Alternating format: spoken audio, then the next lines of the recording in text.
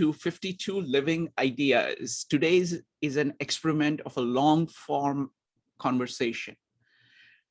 We get some amazing people here as attendees.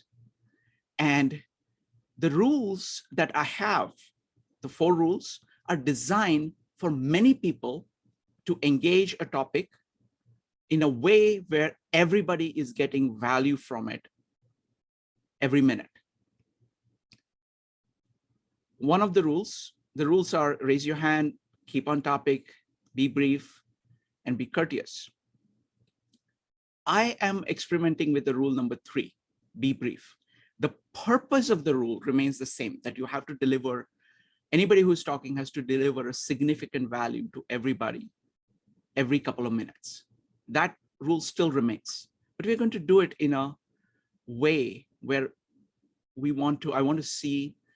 want to get perspectives of everybody on the table. I will deliberately choose topics for this series which are familiar to everybody. So there is already a common context. So even if there are just 2 people talking at a given time, it is speaking to you. You can respond to some of the things when you speak, but don't focus on responding. Try to put your own thoughts on the table.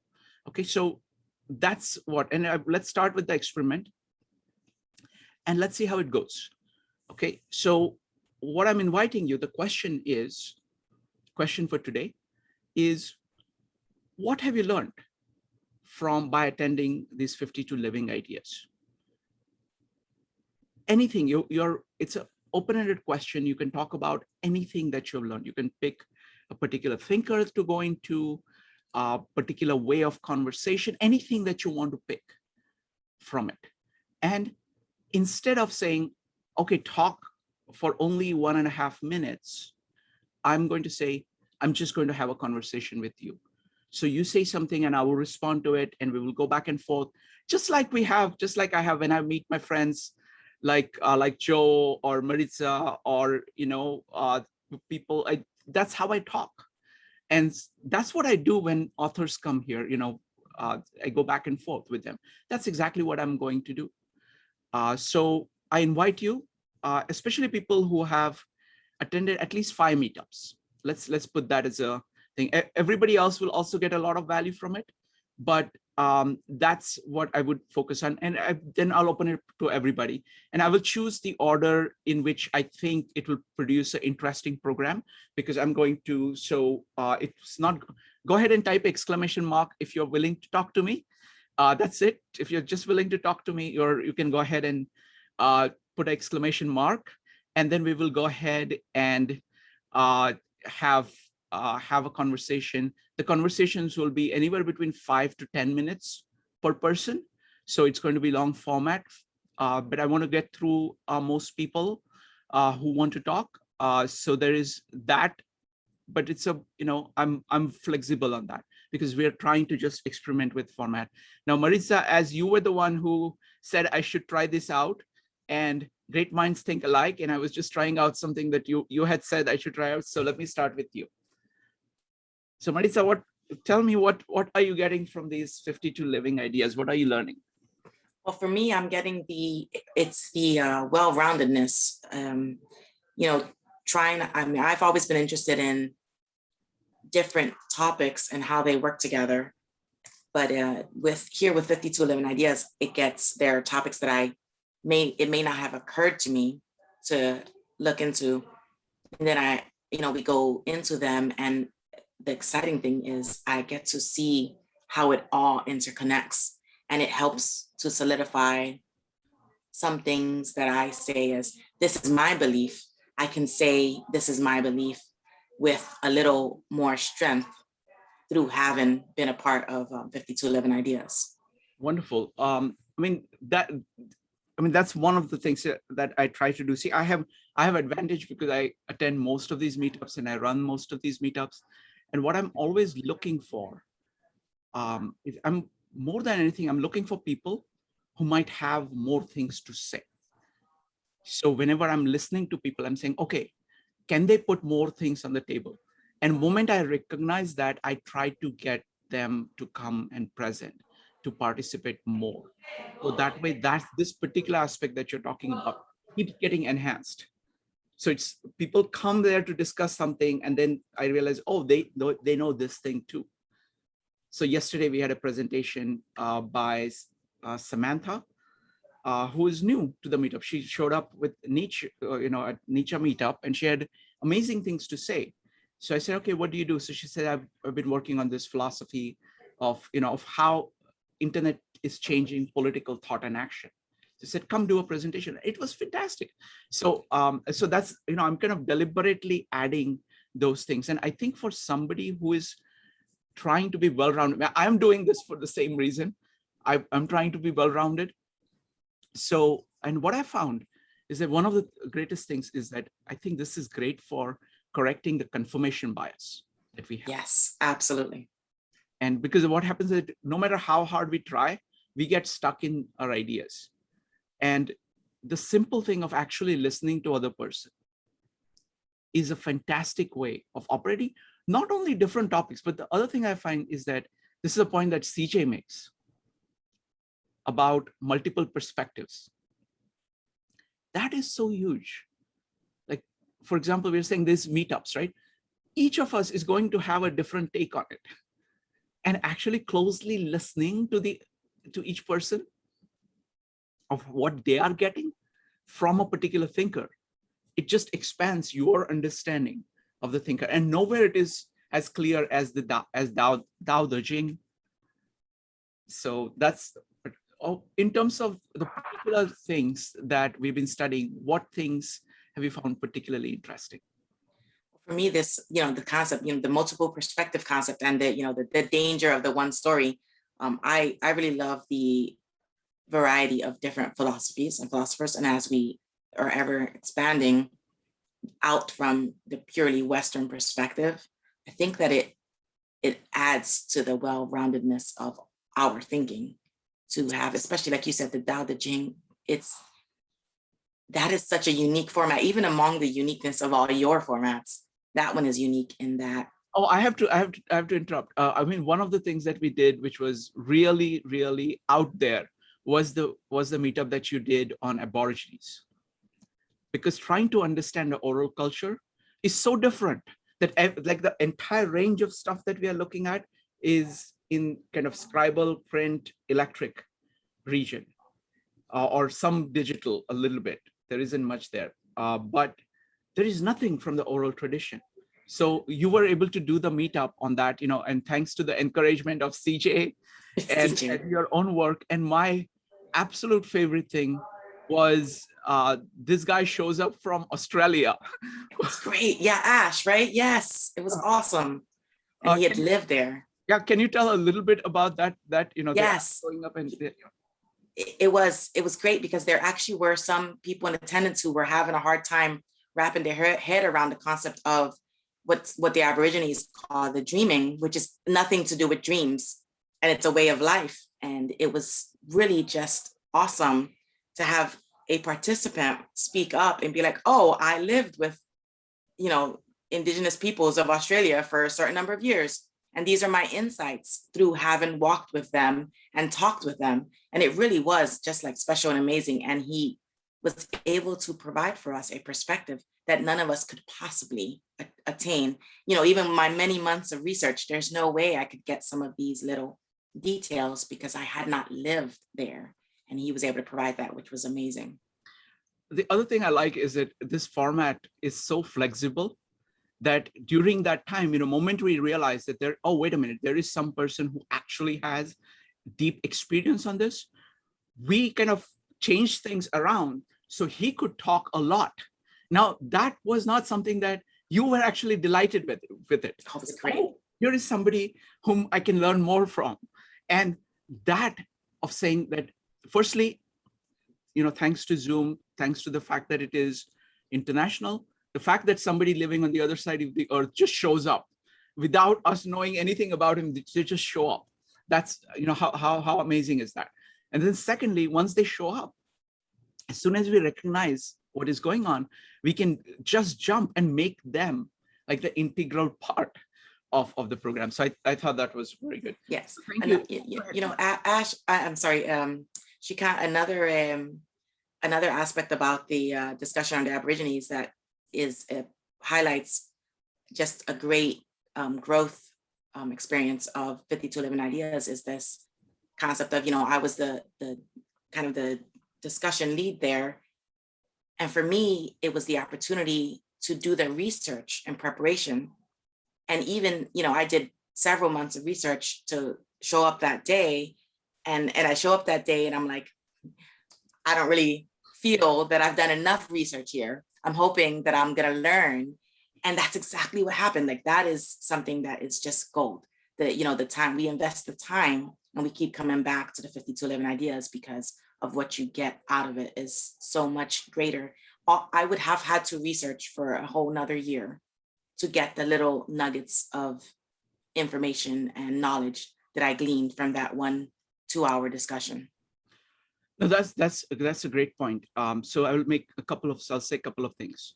That is one of the reasons I encourage everybody to do presentations, because you get actually dramatically, it's like 10 times more value once you start doing presentations.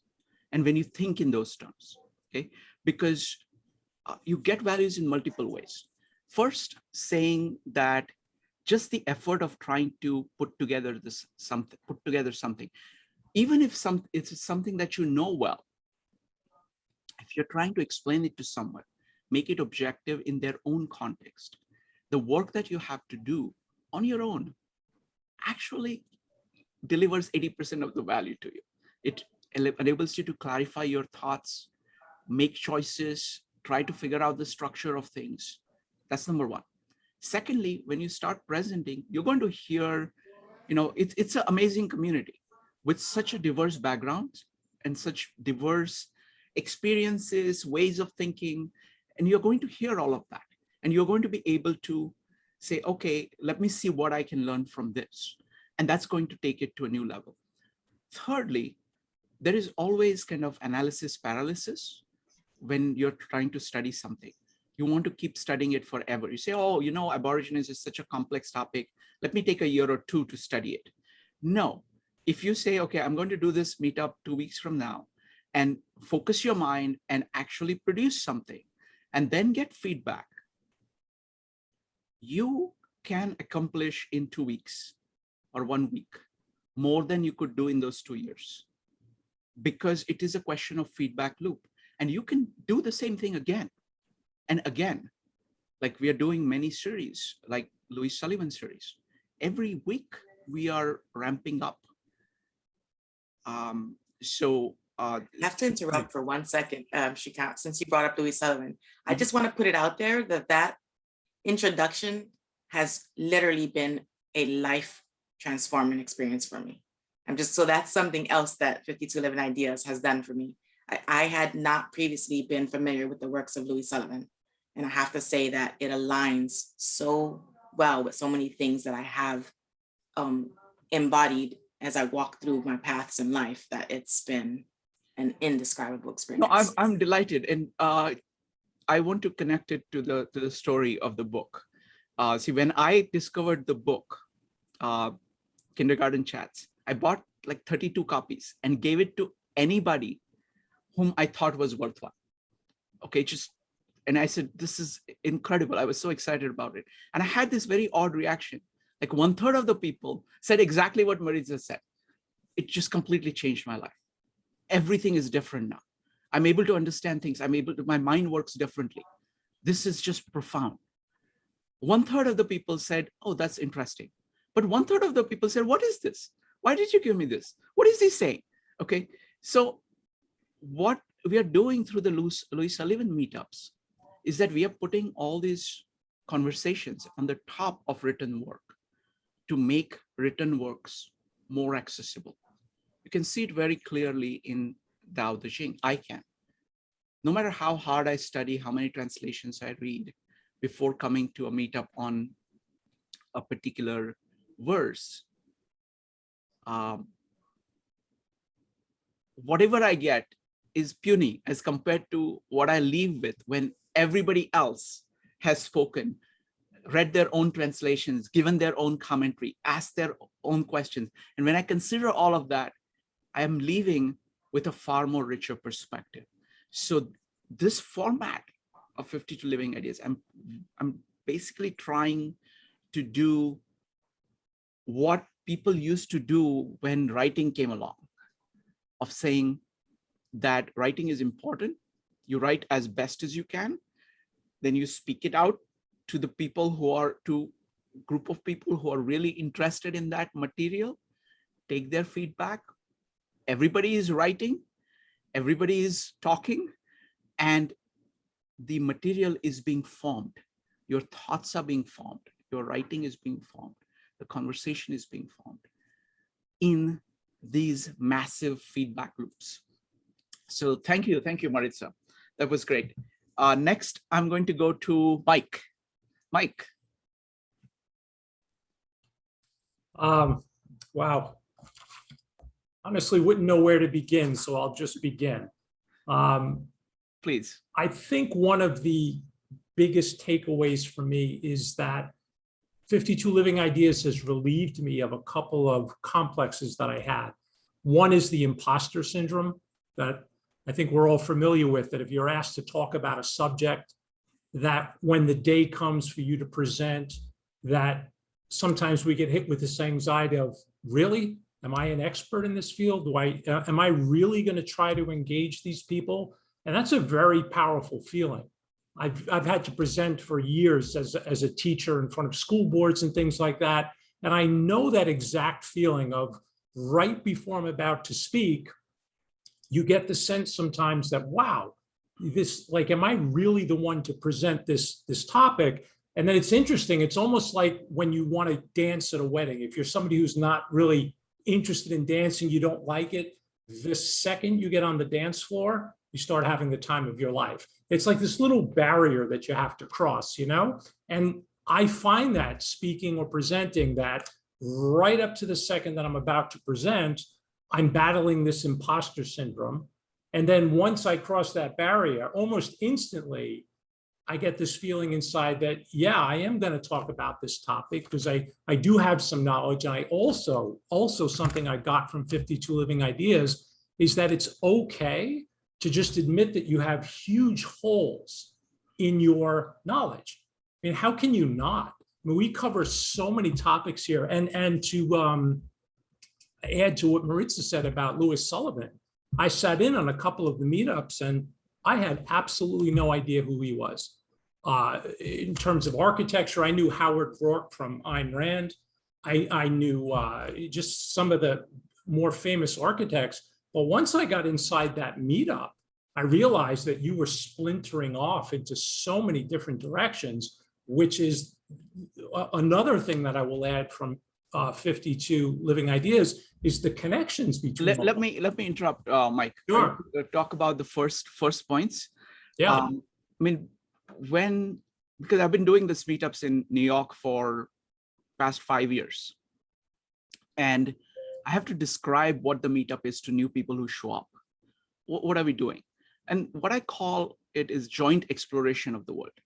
So it's like an exploration mindset of saying that the world, yourself, ideas, all of these are very, there is a lot there. And we know only what we know. We're all trying to explore it. We're trying to understand. We are curious. But we don't know that much. We know very little. At the same time, all these other people around you are trying to do the same thing. And the moment you kind of accept the immensity of what you're trying to look at, nature itself, the human soul itself, human psyche itself, and realize, wherever you are, it doesn't matter. And it doesn't matter about any field either. It puts you in a completely different mindset. It's the explorer mindset. It's like the scout mindset. Most of the times, most of the people operate in the context of saying, I know this, I'm going to apply it now. Now, that's a very important thing. Civilization is based on that. Okay, civilization is built on that. This building, I'm on the 11th floor of a skyscraper. people who built it were not brainstorming. What we are doing is brainstorming. That's one crucial part of the input. But most people spend most of their life applying ideas that they have learned and not doing enough exploration. So the part of the human experience that we are trying to focus on, what we're doing here, is that exploration part.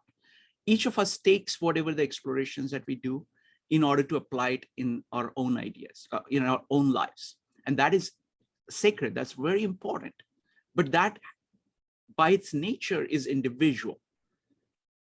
Here we are saying in the exploration mode, in the brainstorming mode,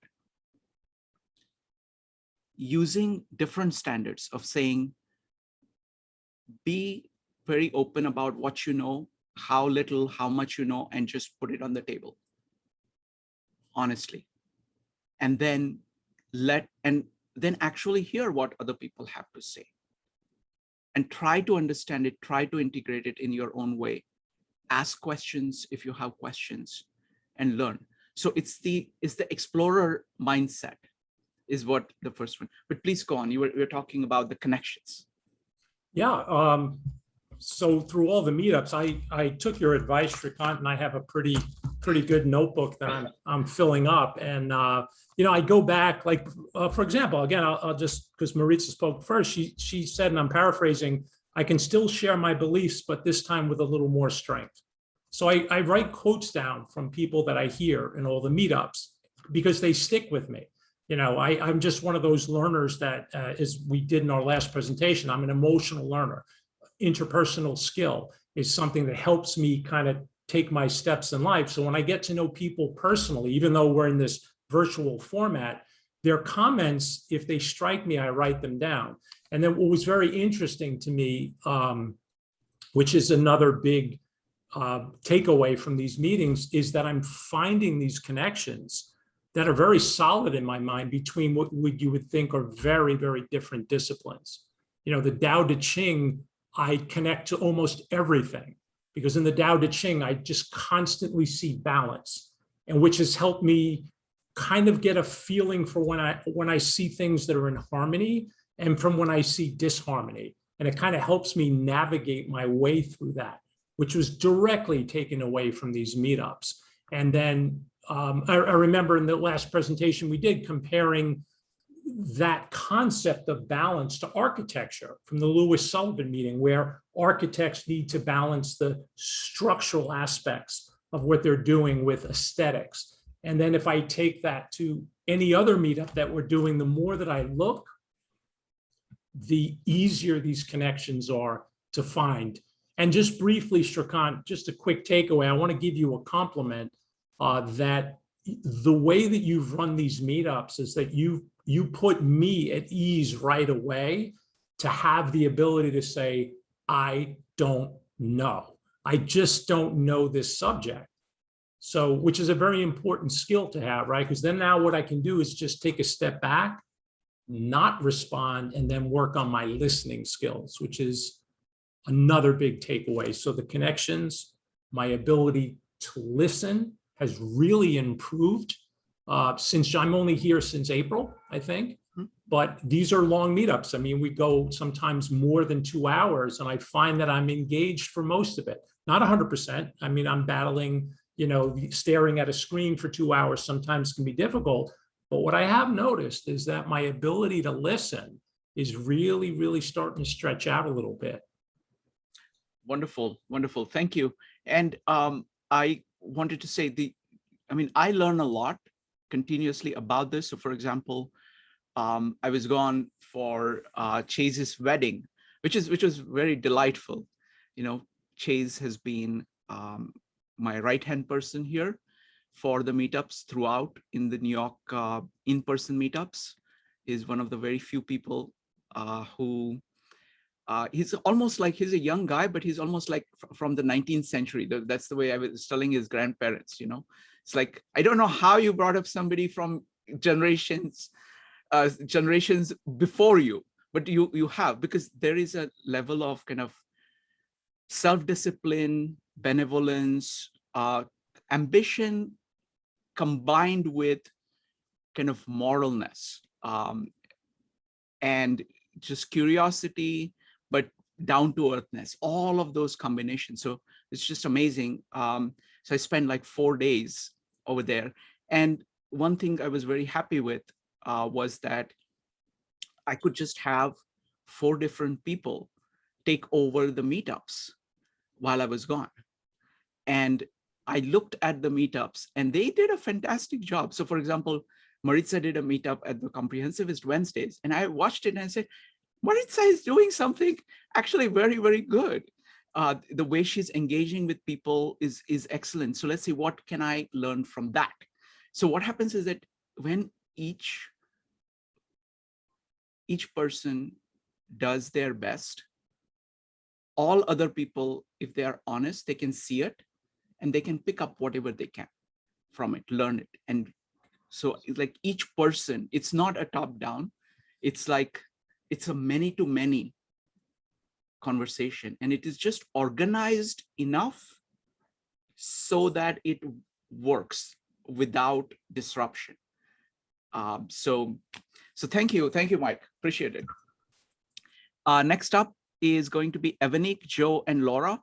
If anybody else wants to talk about what they're getting from 52 Living Ideas, go ahead and type exclamation mark. Evanik, what are you getting? Well, I mean, Maritza and Mike covered a lot of what I'm getting, so I'm just gonna, I wrote it down because otherwise I won't remember everything. The first is talking about learning about new concepts and new ideas. Like Maritza, I never heard of Louis Sullivan until I participated in 52 Living Ideas, and the first book I'm reading is Autobiography of an Idea. So that series has been amazing and just opening new ways to how I learn, just kind of like picking and choosing what I want to learn out of 52 Living Ideas with all of the diversity of topics. So I can pick and choose which one I want to focus on and which one I want to learn. And like some I didn't even know I wanted to learn until I saw the topic. And I'm like, let me learn about this. And so I could just participate and jump in and just, especially with the ones that don't know, I love to sit back and listen to other people's ideas about. Let me interrupt for a second. I'm just delighted that Maritza, Mike, and Evanik, all 3 of them talked about Louis Sullivan. He's my absolute favorite thinker. I have always struggled. So after I forgot to complete the story. So after I gave these 32 copies and realized that, some people have difficulty. So what I did was that I rewrote the whole book. I edited it. I kind of simplified it. I said, and I published it. It took me a year to do that. Okay. So it was like a simplified version of kindergarten chats, which is more accessible. And then I keep telling people throughout that, okay, this is only an advertisement. If you think it is worthwhile, just go read the original. So I'm glad that, these 3 people have appreciated that, because that is the whole purpose of these meetups, to make the ideas living, so that you can see the full implications. See, it is difficult, right? The print medium is difficult because it tends to be abstract. What happens is that an oral medium, and this is, we've talked about Walter Ong and orality and literacy, advantages of oral communication and written communication. Oral communication is so rich. So when I'm speaking, I as a person am visible to you. So you can see my character, who I am. I'm speaking in gestures. So you have got the entire body language. There is the tone of the voice. There is the importance and emphasis in the voice itself. And the words are sitting on the top of, or are covered by this entire rich, fully embodied context. That is a very powerful way of communicating ideas. Writing Walter Ong calls it digitized. It is digitized. What it does is that it dramatically increases the precision, transmission ability of the material, like oral medium cannot. But it tends to become abstracted. Because, like Walter Ong puts it, all text is pretext, because it is missing the context. And what we're trying to do here is to bring back the context and doing that through multiple people. So it's multiple people's context that surrounds the text. So it is far more accessible to anybody who wants to see, okay, what is Louis Sullivan saying? So thank you. Ebony, please go on. Yeah, and then also too, you spoke about this when you were just talking, the applicability of ideas to one's life. Like it's not just some abstract concept. It is, how can I apply this to my life? Like for instance, the meetup yesterday with Kyle and Roadblocks, like there was so much that I could take and I could apply to everyday life, as in other things like Tao Te Ching.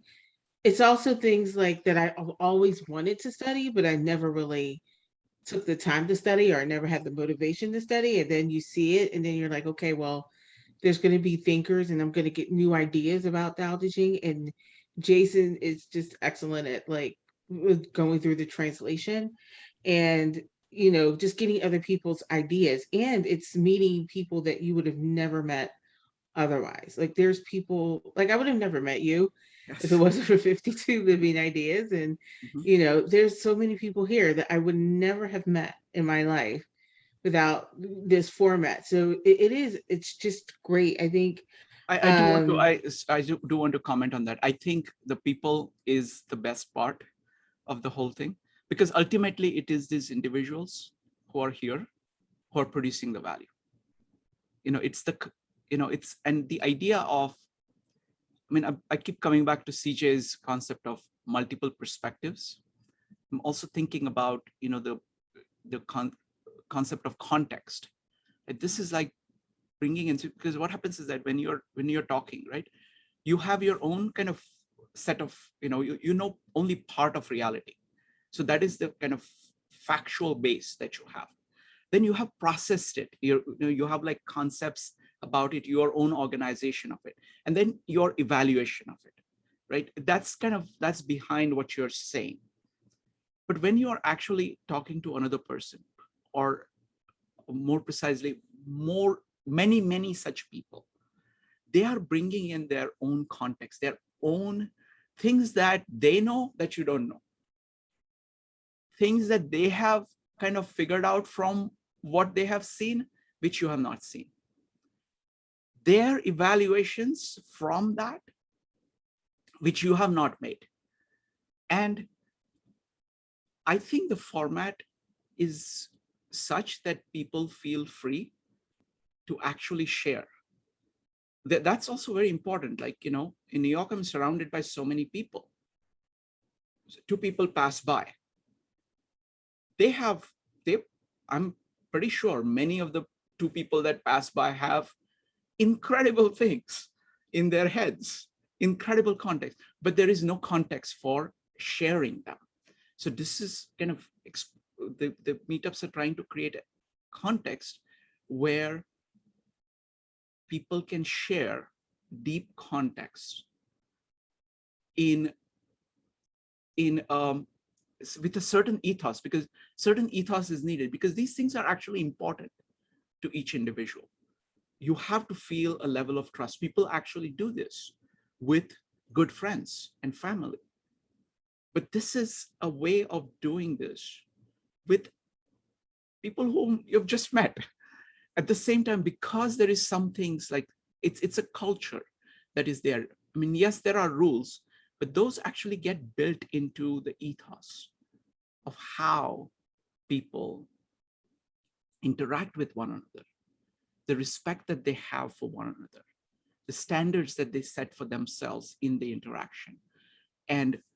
But ultimately it is the people. So and it's wonderful to meet people like you. It's like I would not have met people, I looked at the statistics. There were 25,000 people who have come through 52 Living Ideas in the last, since COVID started. That's a lot of people. And not just the sheer number, but the extent to which they have been able to put something of themselves on the table for other people to learn from. And then it develops a life of its own, because somebody might put a point in and go away. And we are all committed to actual truth. So if somebody comes and says something which is true, we will pick it up, and that becomes part of us. And so it's a tremendous way of growing. But yes, I agree that the people is one of the is probably, for me, it's the greatest value. Go ahead, Ebony. Yeah, and I think too, like you said, people sharing their lives on here, and especially with the pandemic, it could feel really lonely at times. And so I think this gives a place where people can just come together and share like what's going on in their lives and apply it to the lessons learned. And I think, last I'm just going to say is, like Mike said, the ability to listen, especially on topics that are harder, like Nietzsche's kind of still hard for me. Also, Jordan Peterson, The Psychology of the Bible, is I'm getting better at that one. Like I've been able to make it through his videos. I've gone back and looked. But to take those concepts that are really hard and to just listen to other people. And like for all the speakers here, Maritza, Joe, I know Victor and Roger and Pregor are not here, but the preparation and time it takes to pull off one of these meetups, and especially to use Shrikant, like the time you put in, is very much appreciated throughout other. And Michael, the one that you're going to do Wednesday, I think that'll be the first one I'll attend that you've done.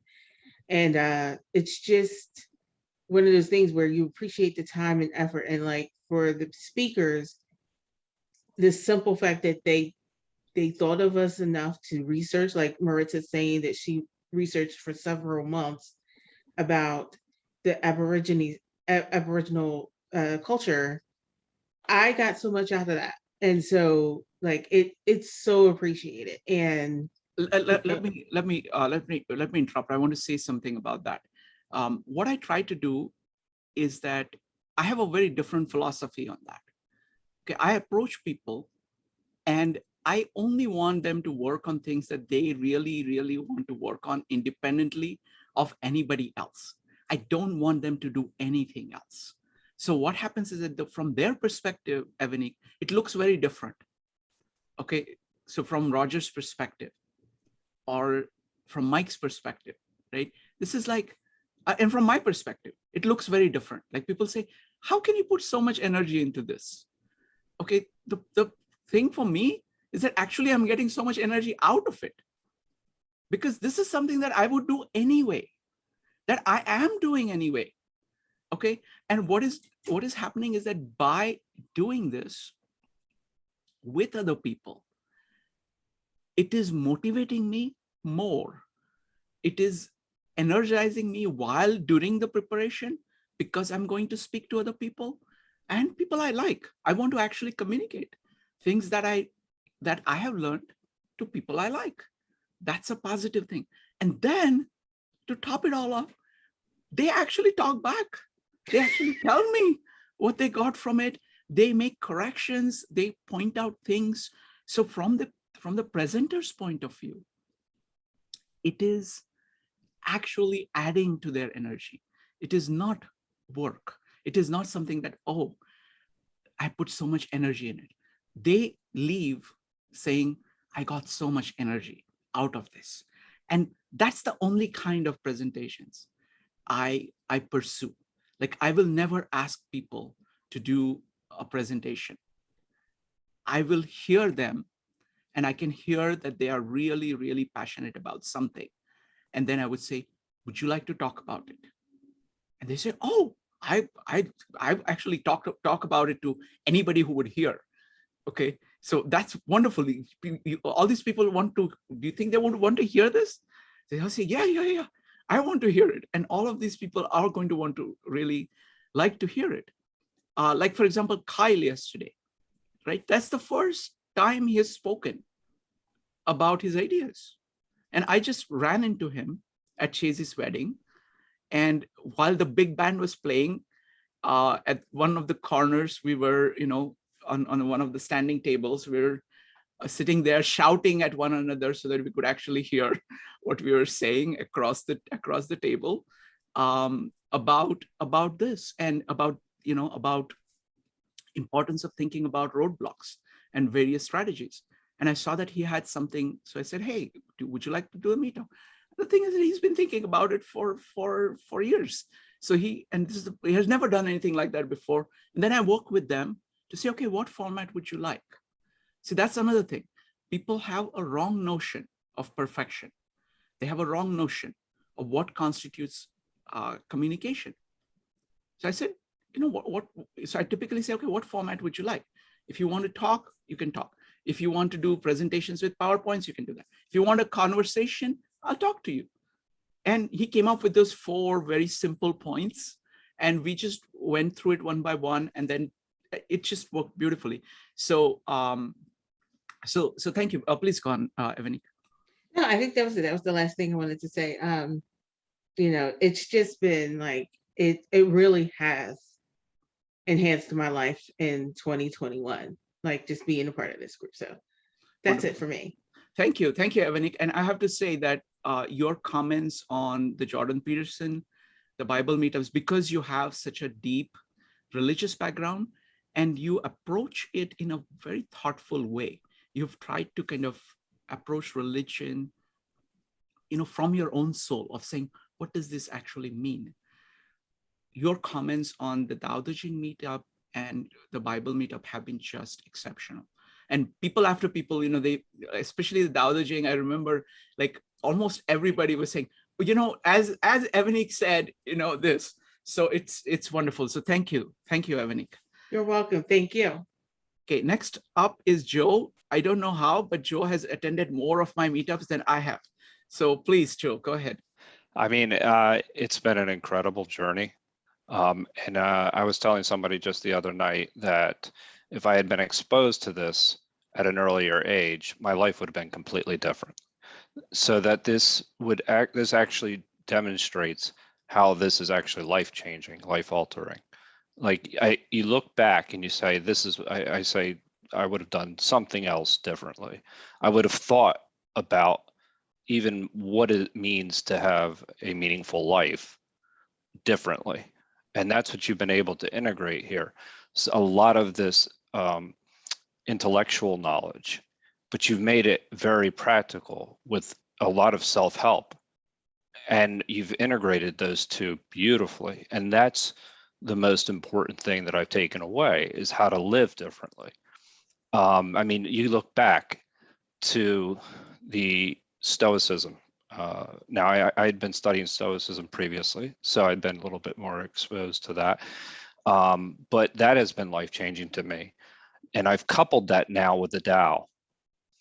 But even, let's just go back a little bit before that. I think, it really starts with, and I was thinking about this the other day with Mortimer Adler.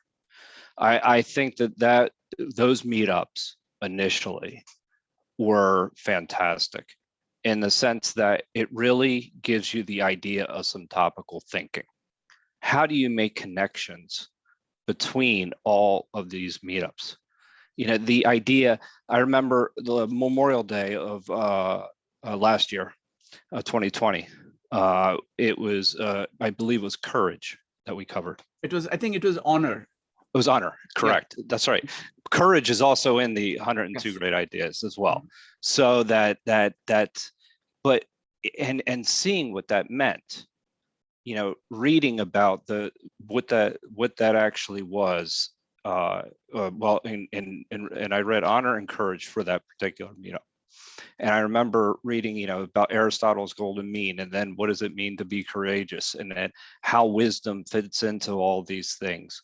You start to see the connections in between all of these ideas. And once you see that, it opens your mind to something and then you go back to Carl Jung. And so you start to look introspectively. as to who you are. You start to look at your personality type, why you do certain things the way you do. What do you do well? What do you not do well? And you bring that in, and then you start to get into the Jordan Peterson series. In the Jordan Peterson series, we started out with 12 rules for life. And I was thinking about that. That has been such a journey that you're kind of starting to see. One of the most important things out of that was challenge your map of the world. And that's the most important thing, is that your frame of reference is not necessarily the only way to think. And once you really kind of get a hold of that, what that really means, and just how limited your perspective on the world is, then you can start to appreciate so many other different things. And that's where you can start to appreciate multiple perspectives, because you take a step back. And I think that what you hit the nail on the head with, the most important thing here has been the people. You start to appreciate everybody's perspective much more. And so but if I had to pick two things that I would say have been the guiding principles covering those principles as well on Comprehensivist Wednesdays was also amazing for anybody that hasn't seen those meetups in particular, that when we actually went through the 4 diagrams and just how that morphed in, and then we worked in principles from there. The two things that I really took is I look at Stoicism and I look at the Tao, and I see that's really how I look at guiding principles for my entire life. How to be adaptable and not be rigid, but also how to maintain your principles in the interim. And I think it has a perfect blend of the Eastern and Western philosophies. And it's helped me go through some very difficult times in certain cases. The idea of being like water, being adaptable, and being, and understanding the elements and how that actually fits into your everyday life.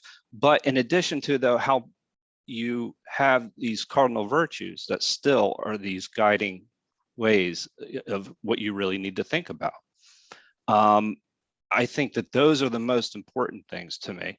I also look back at is that the self-improvement Fridays. Many of the books. I mean, we've covered so much, and sometimes it's easy to sometimes forget just the work that went in to what John used to do every single Friday. Flowers from Algernon. Yes. I think that I thought was a fantastic. That was a life-changing meetup, where the IQ of the individual went all the way up, and then it went down, but what it was really kind of lost, and I won't go through the whole story, but it was a lot of people spoke about how that was a life-changing book for them.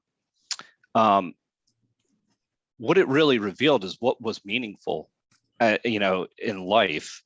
Because for those, just to give a really brief overview, it was about an individual who's not very smart, became smarter than everybody else, but then realized that they were going to go back down to a regular level of intelligence. But the idea of happiness in there had kind of gotten lost, and how this individual explains what love really is and how it impacts their life. I thought that was one of the most important meetups.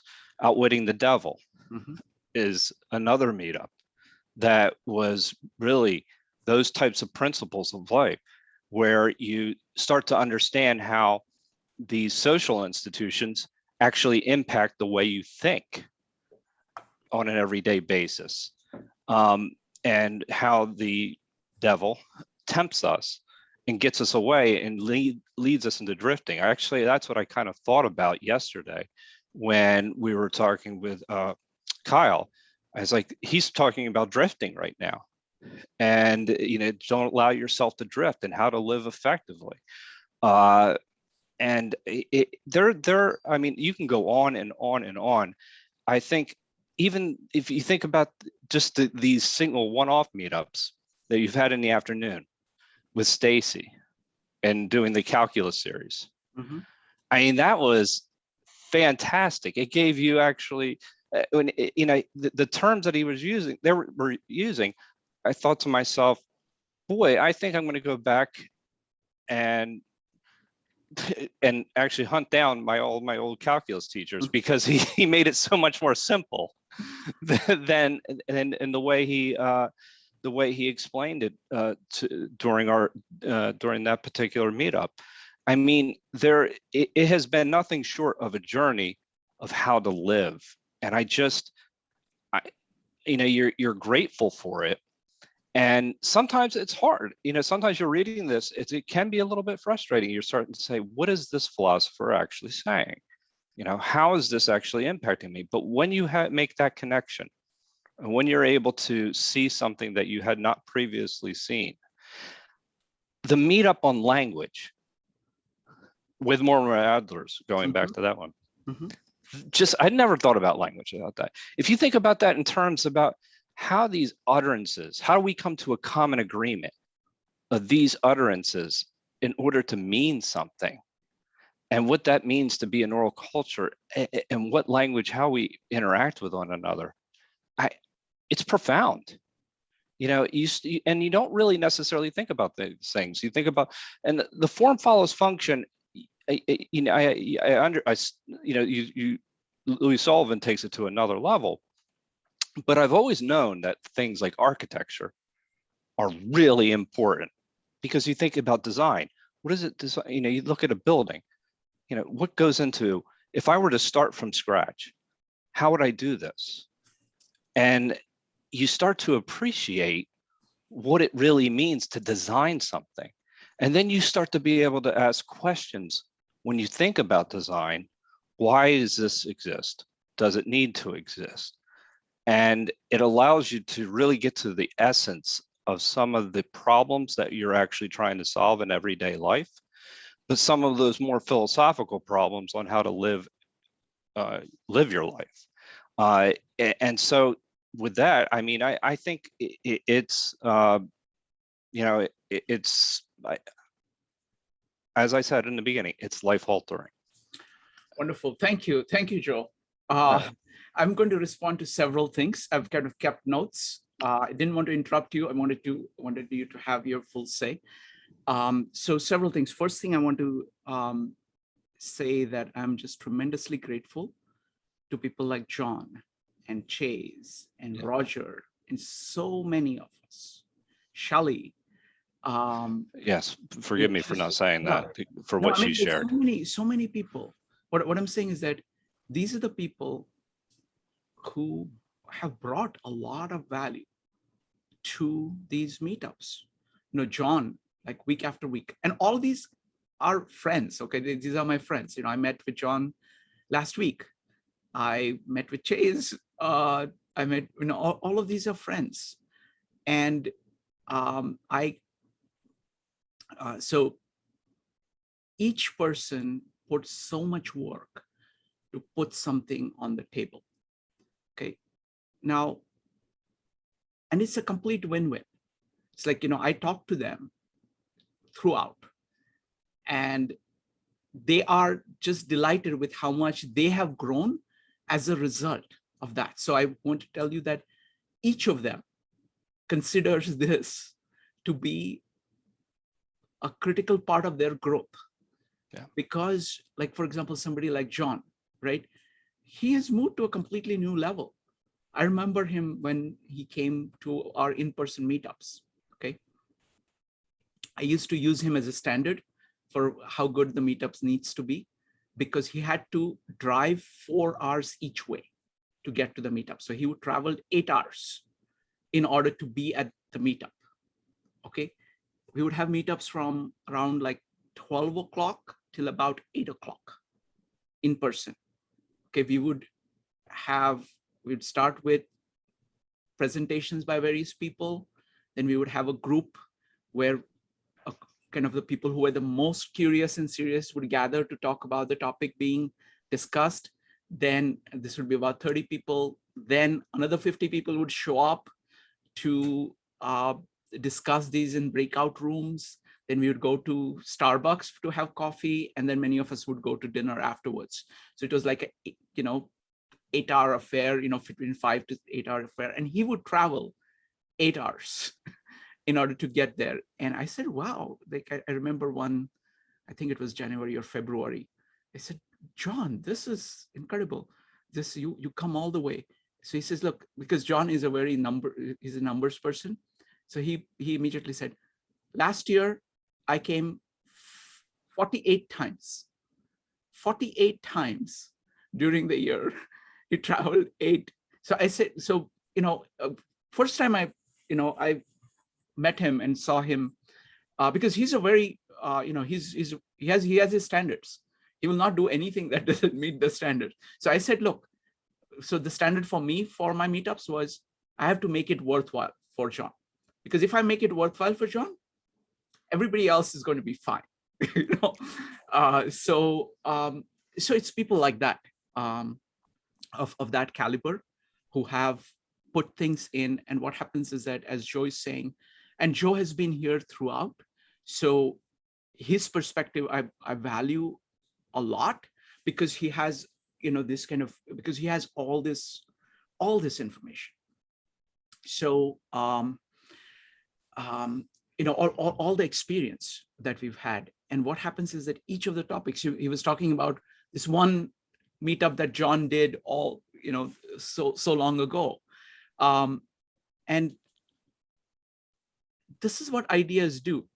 Like, they are living things, and they become integrated in your life, and they keep giving you dividends, day after day. And I'm just incredibly grateful to everybody who has done this, and it's a complete win-win. It just increases value of it.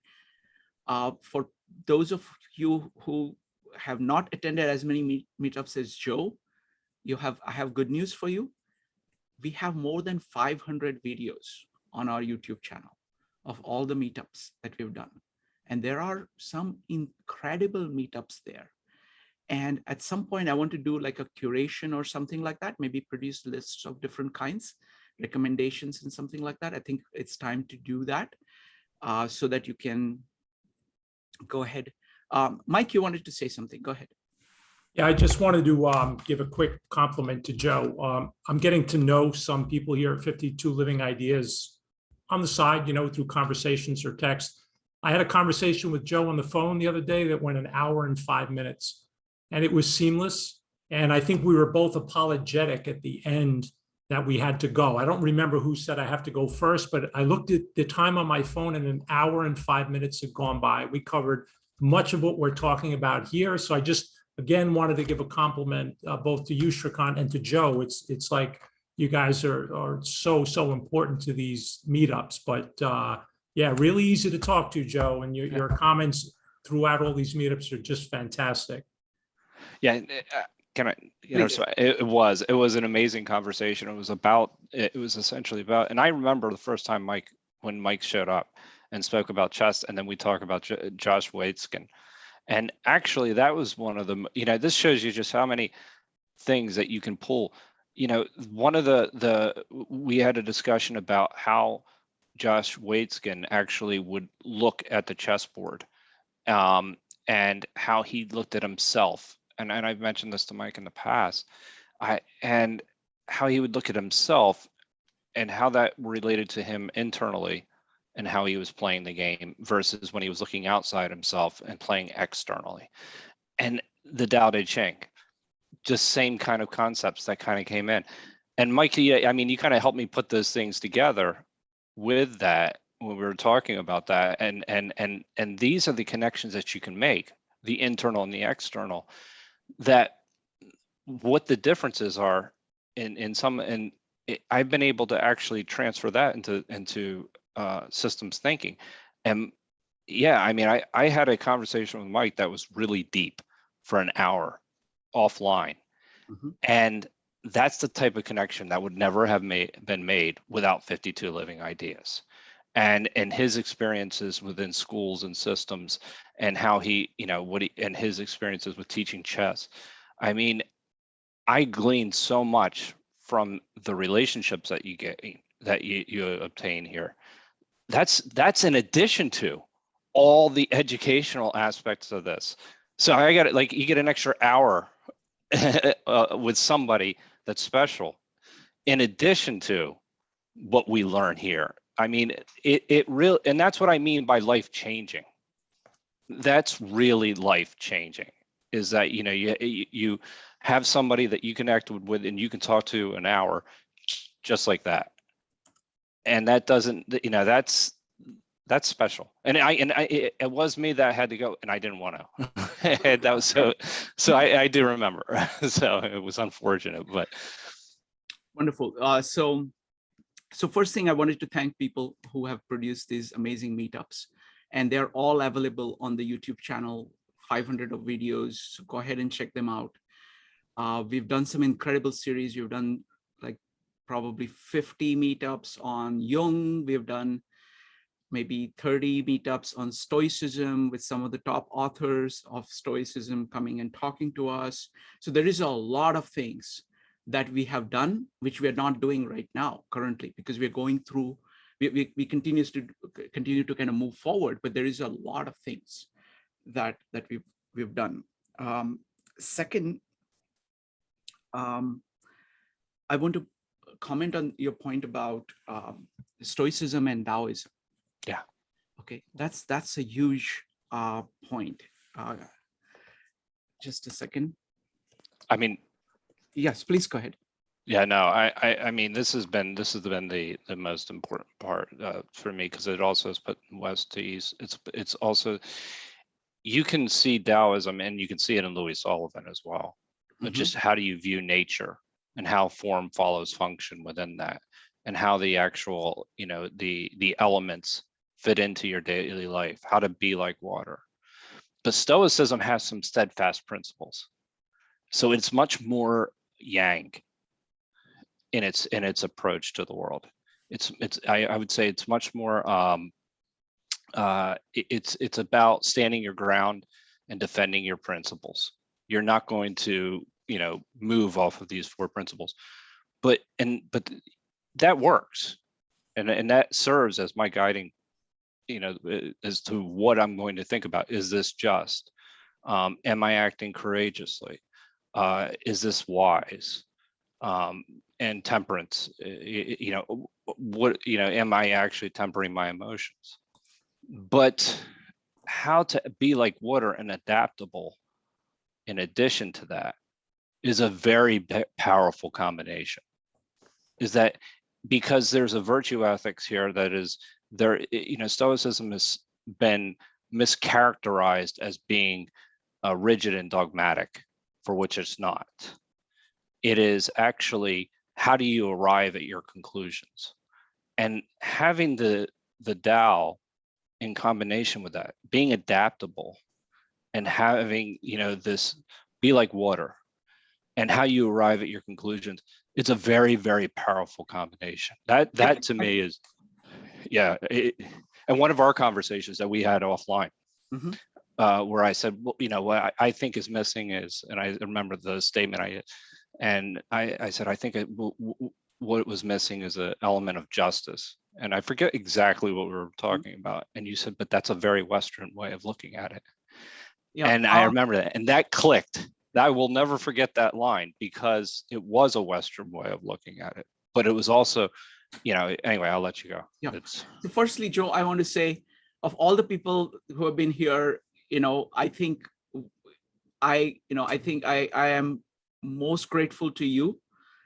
You have, you know, it's like you're better than me at kind of dealing with that's people. Not possible, but okay. I'll agree with that. No, I mean, you have your like your benevolence towards people is just so palpable.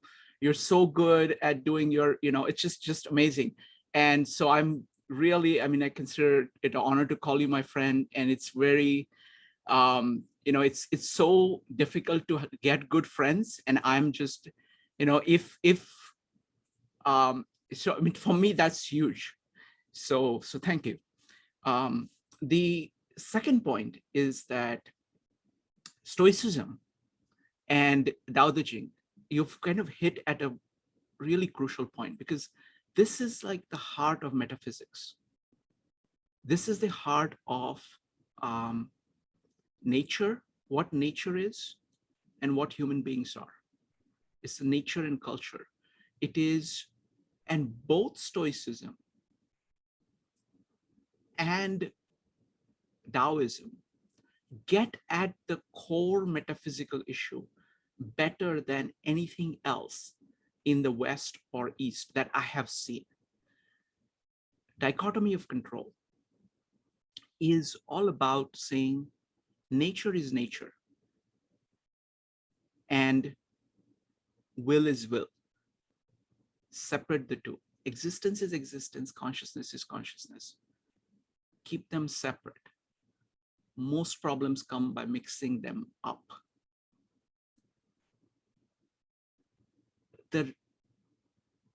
The way in which Tao Te Ching proceeds is that it also zooms in on the same issue in a very different way. You are right, it is in Tao Te Ching, the primacy is on nature. It is saying you need to get nature right. And then relatively less on will.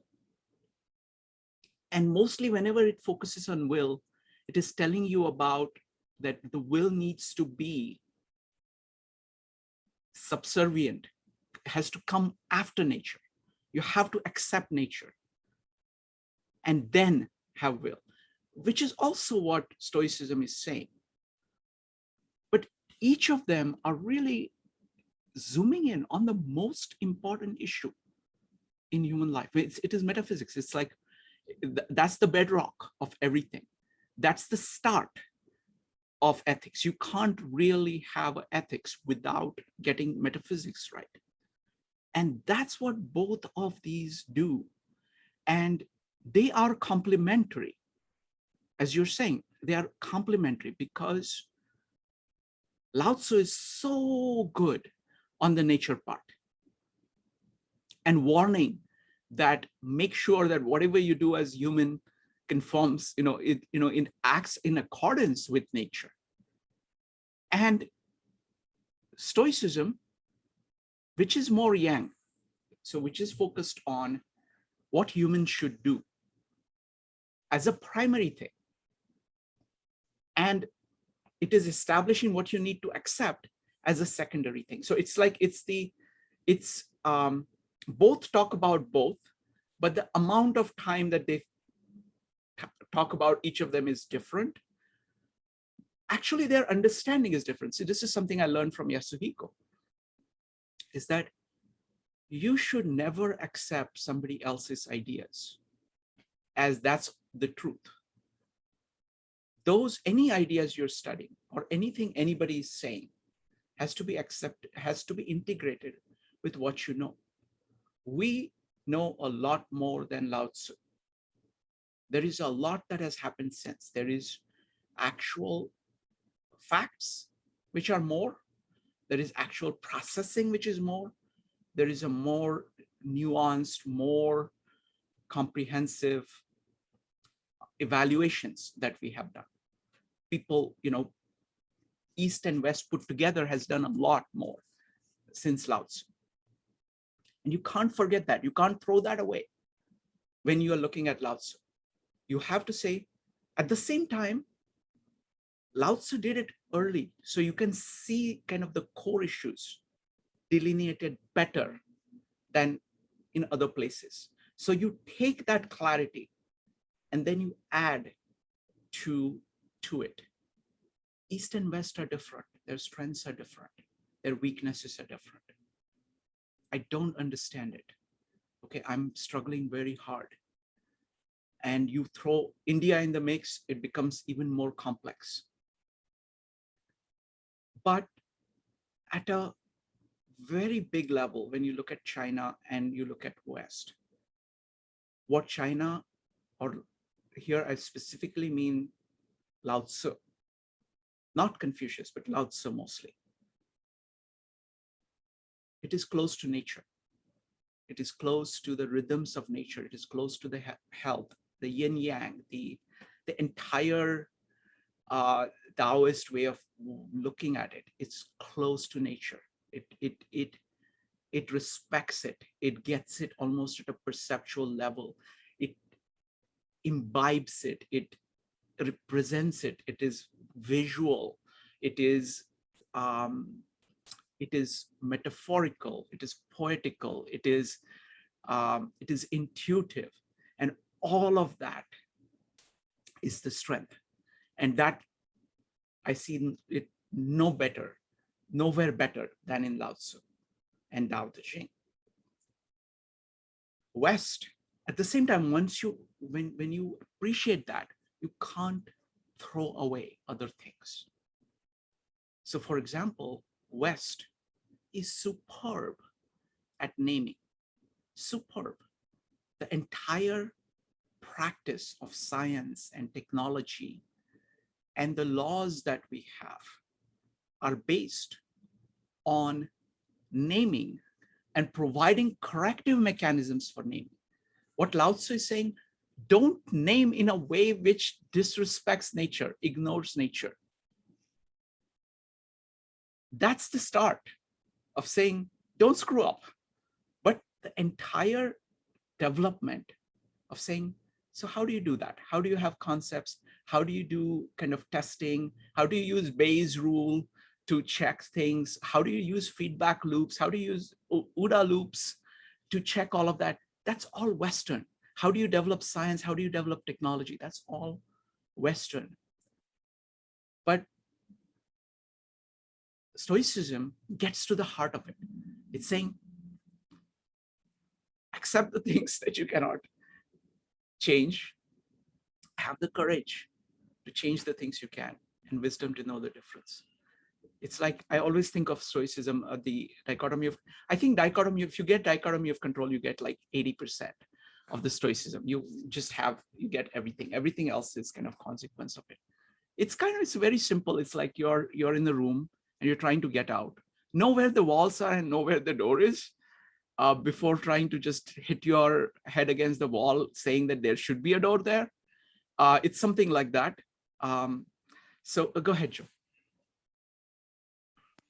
Yeah, actually something that had come out, even during when Maritza was leading a week ago, whereas in a breakout room, something that Charlie had mentioned was the idea of principles, principle theories and constructural theories. And in principle theories, in the sense that they add the constraints to your system. But your constructural theories are actually how you make the progress, and they are actually actionable.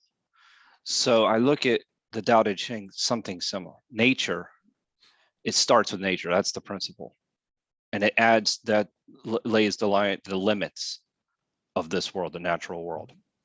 But then you have the construct, things like the dichotomy of control, things like the cardinal virtues, things like, those are the constructural theories that allow you to live your life, that allow you to make progress. That is very good in naming things, as you had mentioned. And I think that connection between those two is allows you to appreciate everything that people bring to the table in general. It allows you to appreciate humanity in a sense, because you start to think, this is how this perspective looks like. That's what this perspective looks like. And Stoicism also is living in accordance with nature. So you're kind of mapping these two together in a way. And if you're able to do that, I think that's what I mean by it's a way of life. It's a way of living that I've taken away from these meetups.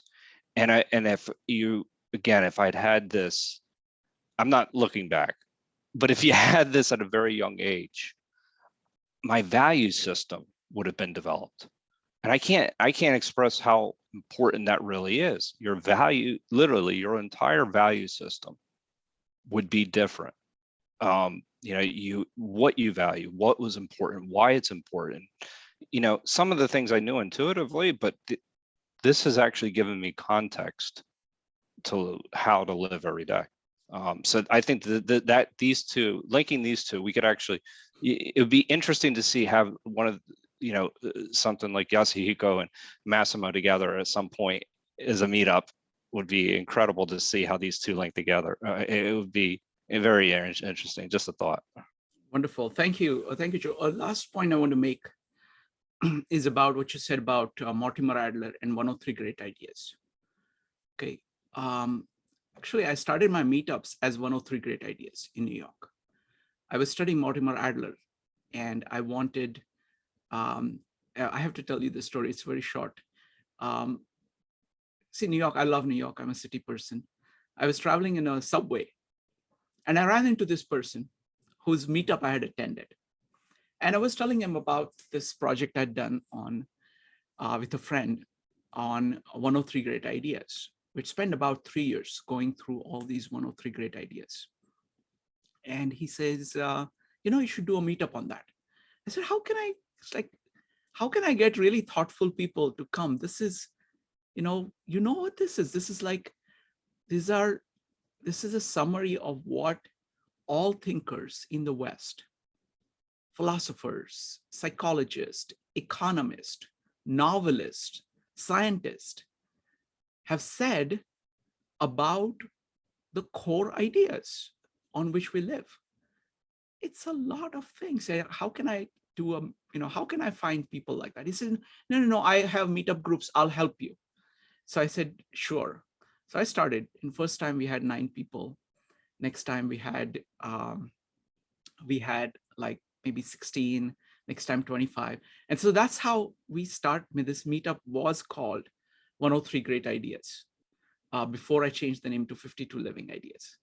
So that work is really amazing, because what it is doing is it is bringing together, it is application of syntopical thinking on steroids. That's the largest scale application of syntopical thinking by Mortimer Adler, who came up with the idea, to all of Western thought.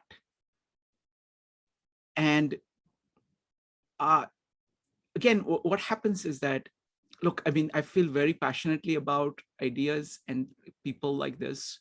So similarly, like I was planning to do meetups on Ascent of Man, and I was very scared. I'm still very scared, because it's like, I want to do justice to what these people have done. I don't want to just talk about them, but I want to do justice to that. And that is so hard. And it is even harder for what Mortimer Adler has done. But Joe reminds me that, I do think that I think we have enough critical mass that we can do something. Because if you go to the 103 Great Ideas playlist, you can see the meetups on honor, on change, time. And the way I have done it, especially in honor, I spoke a lot. But in change and time, I just did like the core questions and put the framework down and had other people talk about it. So I'm inspired now to kind of maybe do a meetup, and I want to do a meetup on the most important, most powerful topic on this. Fred Butler was here, who actually ran the Great Books program at University of Chicago, where it is based. He was head of that entire continuing education Great Books thing, and I had a great conversation. And he was asking me, he was very intrigued by what we have done with Syntopicon, because the Great Books program never did that. But that's like a complete contradiction to me of why would you just study people one by one when you have already this resource of trying to connect everybody's ideas. So, so Joe, I'm going to do a meetup on wisdom. So that would be something. And what we'll do is that it is actually electronic copies of it are available. So I'll link to that. And we can do a meetup on wisdom to see, because I think we are at a stage where we can actually do a meetup which is, and I have to tell you, my friend Ron Gross, who runs the kind of continuing education here at Columbia, he's written like 24 books, I think, something like that. I don't know how he produces books, but it's very good books. So after he watched my meetup on honor, he said, I actually attended Mortimer Adler's own meetup on honor, or not meetup, but meeting on honor. And he thought that we did a better job of kind of engaging the topic, so which is a very high praise indeed from somebody who was actually there. So I think we can do something on that, and that would be something which would be of a scale probably much higher than what we have done so far. So that's something. So if you're interested in that, do write to me at 52 Living Ideas. Maybe we could just go through all the 103 ideas over time. We could just start off a series at whatever pace, and we'll figure it out. I have a lot of experience. I already have notes from everything else, all the meetups that I've done. I think I've done about 50 meetups on 50 of these in person in New York already. So that would be very easy to put together, and that is going to give us a outsized return. Okay, next up, thank you, Joe, again. Next up is going to be Laura, Dave. Let me just ask Jean, because she has all these, she drives around, she has all these kids. So Jean, are you in a hurry to leave? I have to leave at 11. At 11, 11 is what? Okay. 30 minutes. 30 minutes. Okay. Laura, let me do one thing. Let me talk to Jean, and then I'll talk to you. Okay. Okay. Thank you, Laura. Go ahead, Jean. Yeah, I just want to say this group is really amazing. I'm so busy. So it's like I found this group is very grateful, because you have so much going on, all the things I want to learn. I can't really catch up with all the things you're studying. So I have to pick and choose. And still, among the few things I attended, I learned so much. And I really appreciate you and Joe, always be there, and this community is amazing. And also I want to tell you, when you're not there, the meeting is different. I tell Joe, it's like, why is so different when Shrikant is not there? It's just like, you bring so much energy and curiosity. You just light up the meeting. So I just want to let you know, I said the meeting feels so different when he's coming back. Anyway, I also want to share, I learned so much from this, and I found it's so beneficial because I have a son who's 16 years old, and he recently, it's just like, I was so worried about my younger son, but then I found my older son figure everything out himself. It's just like Stoicism, everything worked out by himself. And I just tried to tell him something, and I found what I learned from here just so helpful. One day I learned about, how we deal with, I tell him, we have to deal with two things in life. One is our individualism, our own development. The other one is social, how we interact with other people. I said, if you figure out these two things, you'll be in good shape. So and I tell my husband, I said, oh, that's very insightful. So I said, I learned from 52 Living Ideas. So all the meeting, he's complaining I attending too much meetings, but I was like, that's what I get from. So I can actually tell my son things that help him. I help myself too. I said, the only way we can teach others, we have to learn ourselves. Once we have that clear thinking, and I'm actually cleaning my master closet because I think I have to clear my mind and clear my environment. So that's my task for this month. So it just like, this tool is so important. I learned landmark, I mentioned the group learning, and you just bring that group learning in the next level.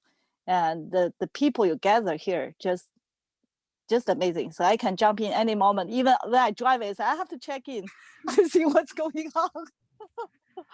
So I really I love it when like I like your contributions a lot, because you are very practical. You're always trying to say, okay, how do I apply this? How do I apply this? and you always bring in things like that. And the reason I called on you, I said, okay, I don't know whether she's driving, I don't know what she is, I don't know what's going to happen with her kids. So I wanted to make sure I give you a chance to speak. So thank you very much. Thank you very much. It's like, Thank you. it's just, it's amazing to have it. And, I know that you had called from Hawaii when you were in Hawaii, and it's great. And I look forward to having you lead one of the meetups soon, whenever you're ready about anything. So please talk to me about Okay, that. sure. I really appreciate you, and I think you're invited one of your colleagues and one of your friends to present on the DAO. So it's not, what happens is that it's a network effect. So it's like, it's kind of win-win. And he was also very pleased to be able to present something that he'd been studying for so long to a group of appreciative people, Americans who are trying to understand Tao Te Ching. So thank you very much, Jean. Really appreciate that. Thank you. Thanks. Next up is Laura. All right, I want to talk about this on two levels.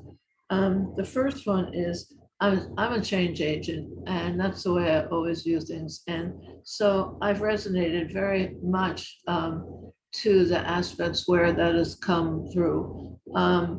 I really feel it has given me a great, what's the word I'm looking for? Not accreditation, a validation for what I discovered just through being a teacher, 5 classes a week, 150, 30 kids in a class and thousands of students over time, that I came to these certain ideas on my own, and then we discussed them, and there they are. So that's made me very happy from this meetups. And I hope as we go down the road, there'll be other times when my experience can bring something to the group. I certainly feel when I started this, it's like, what the hell is this? I don't understand where it's going, what's happening every other day. This man is brilliant. He's like the new invention of the Pied Piper of intellectualism. I guess he's got this group of people, and we get on and we start, and we're all moving, and I don't know what the hell's going on. I want somebody to explain it to me. But what happened is I had a course with this professor named Maxine Green that was the same thing. She came in the room and started talking and naming all this, and I was like, whoa. And I finally, after 3 sessions, kind of caught on and went on the bandwagon with her too, and understood what was going on. And she just philosophy of education. So anyway, it's been a great ride in that sense. And it has, on a personal level, having lost like 2 years of my life at one point and having to come back and sort of build a new person, and being told, don't think of the past, don't think of the future, think of now. It's like, okay, I don't know who I sort of know who I was, and you tell me, and I don't know who I want to, and so what this has provided for me is it's helped me like reconstruct myself. So I'm a Stoic, I'm a polymath, I'm comprehensive, but the one thing that's most incredible is the Tao. I have resonated to that more than anything.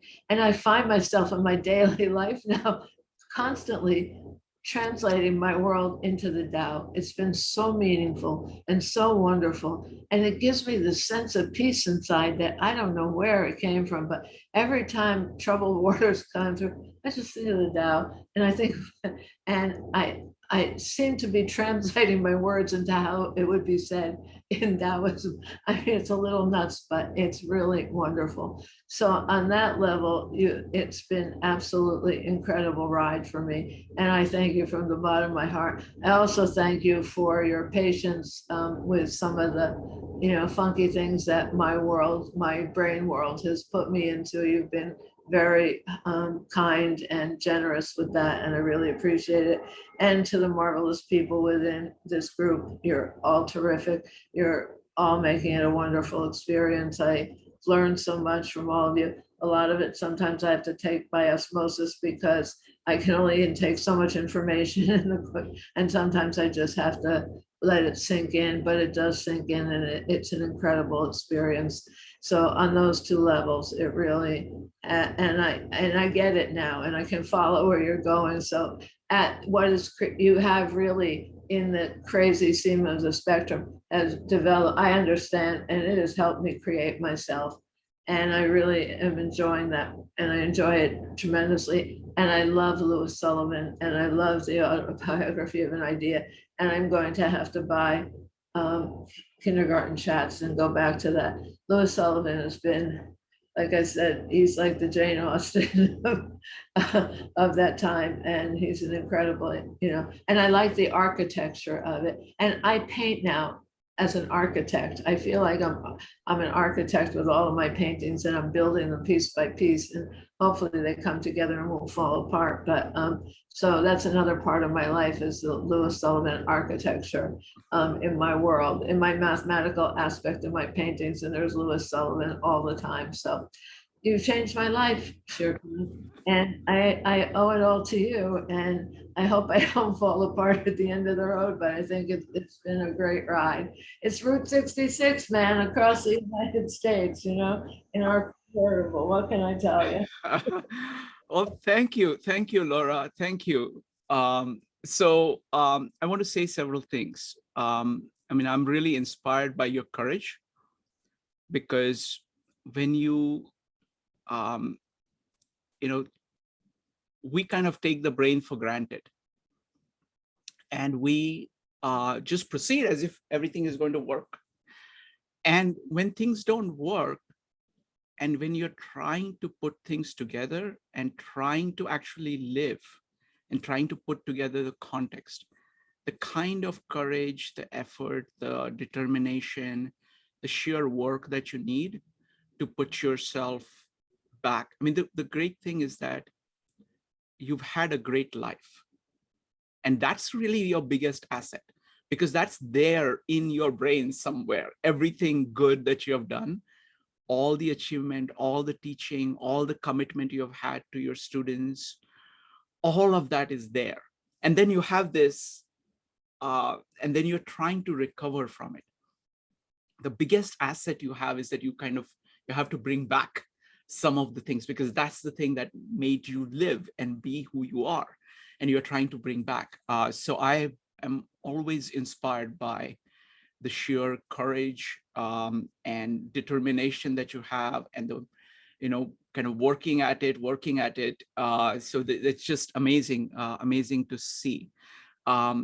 Secondly, I'm glad, I know that, our format is, I'm trying to make sure that it is good for everybody all the time. So I have to do the moderating and stuff like that. And you've been very gracious to kind of, whenever I've given you feedback. And I think what is happening is that this issue, I'm able to see things like, for example, writing. Like whenever you say, okay, write things down.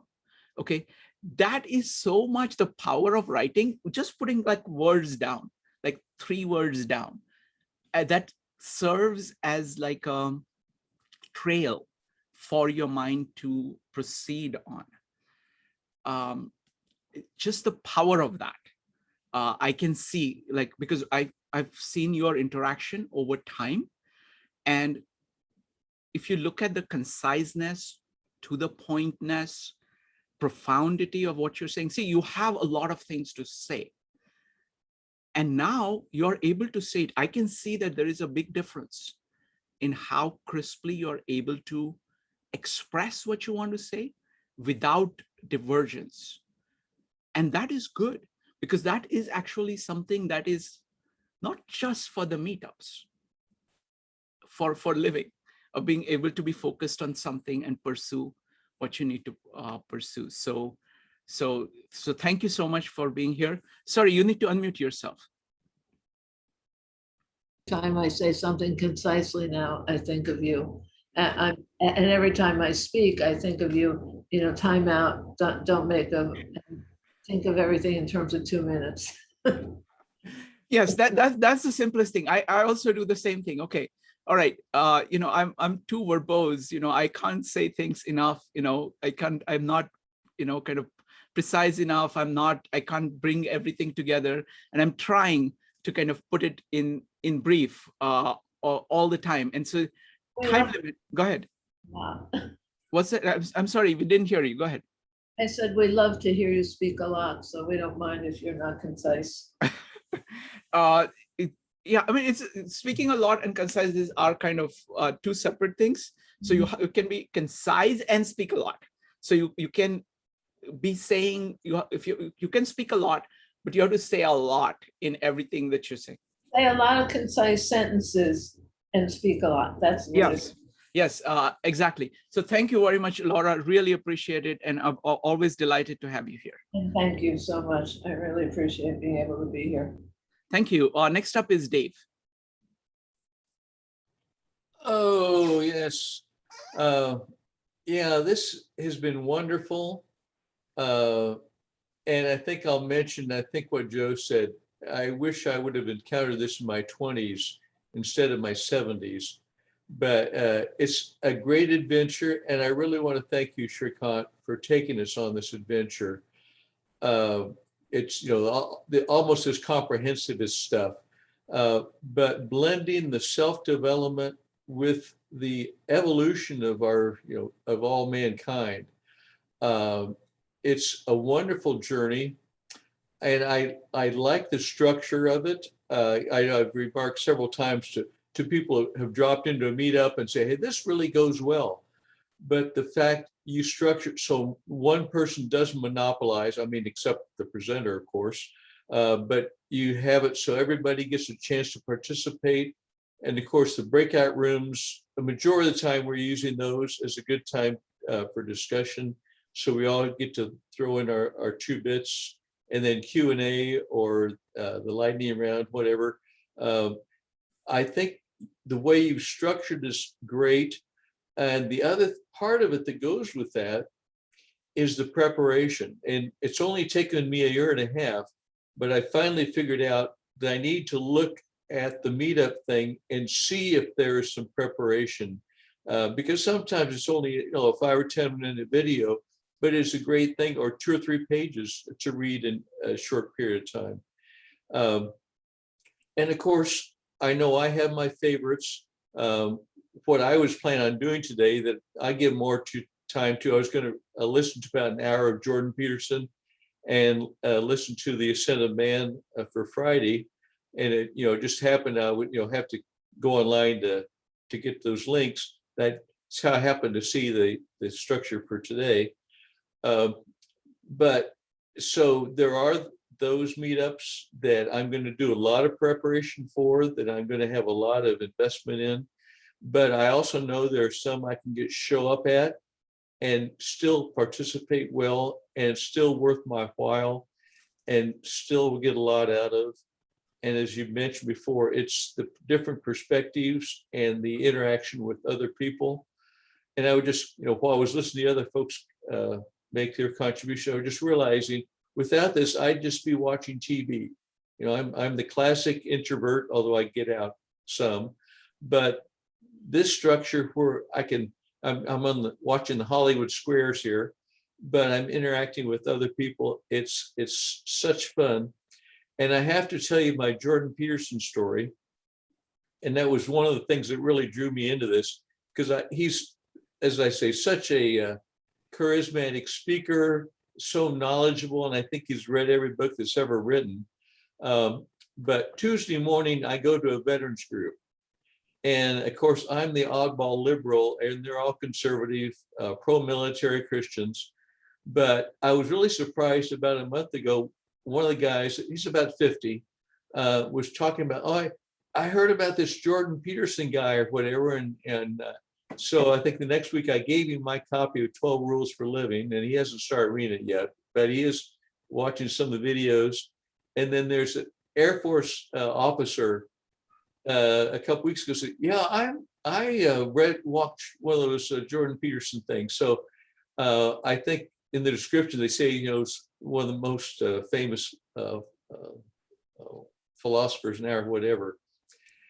the other thing is how everything is tying together. I think as a week or so ago, is the Jordan Peterson meetups, I think I was commenting, and I forget even what the question was, but something about the animal versus human comparison. And you made the comment, oh yeah, that's from the ascent of man. Say, oh yeah, that's probably where I got that. But all these things blend together. It's all this journey, but I appreciate how you're bringing these new things into my life. That the meetup on Piaget, self-development of children, was so insightful that it's evident that we're born with firmware, because they give these kids these challenges and they all make the same mistake, exactly the same. So you can tell it's pre-programmed in their brain. But bringing us the Tao Te Ching, some Eastern background, bringing us Nietzsche in detail, and I want to start reading it a little bit more. All these different things we're bringing into the mix have been so wonderful. It's really been a great journey. Wonderful. Thank you, Dave. I want to comment on three things that you said. One is the fact that if you prepare, you get more out of the meetups. At the same time, if you are not prepared at all, you still get a lot. Yeah. And this has been one of the kind of design things that I've done with the meetups. I want people who have studied the topic for 20 years who show up to get value from the meetup. And I want people who have never heard of the topic but are genuinely curious about it to get value from the meetup, from the same meetup. And that's how it is designed.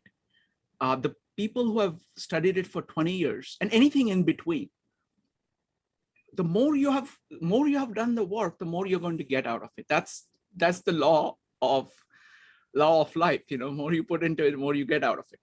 But at the same time, regardless of how much you put in it, you have to be able to get something out of it. So I always try. So on one hand, the primary value people who are really familiar with the topics get is that they hear different perspectives.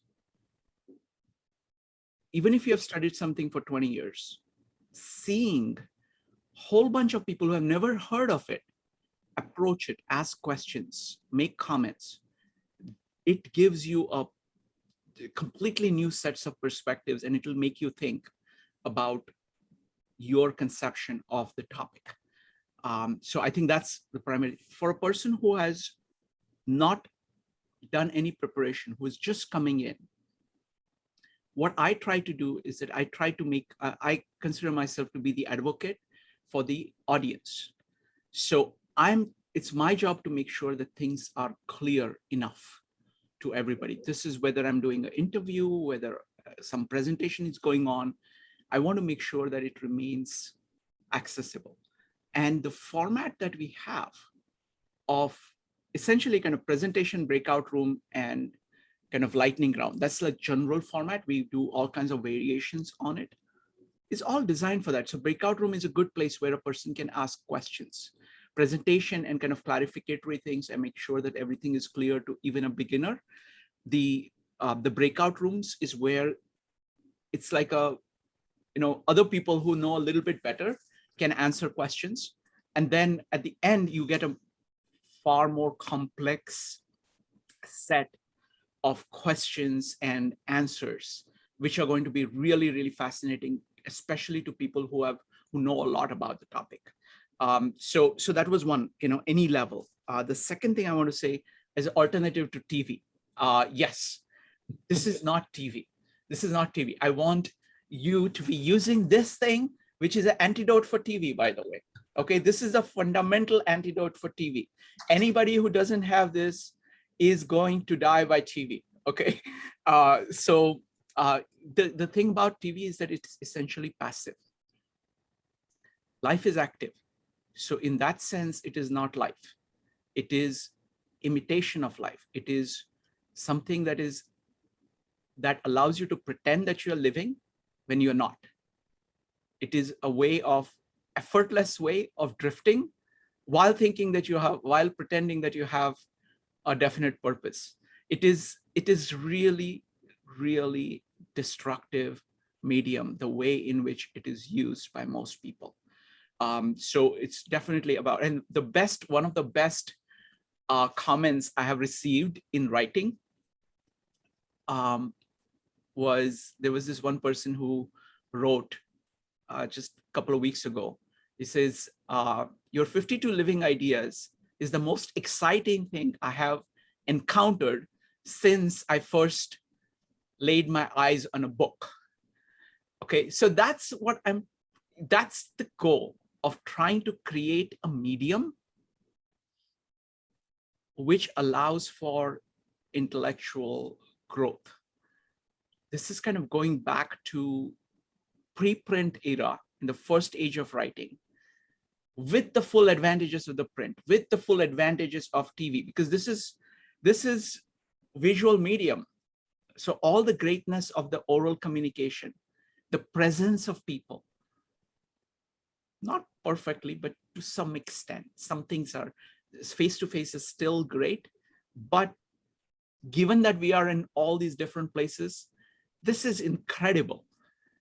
So leveraging all these mediums, so having print where you can go and prepare for the meetup by reading, then using writing to keep notes of whatever you learned, and then keeping notes while conversation is going on, then using it.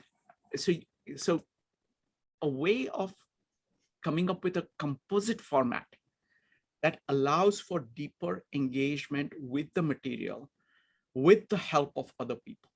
That's what we're trying to create here.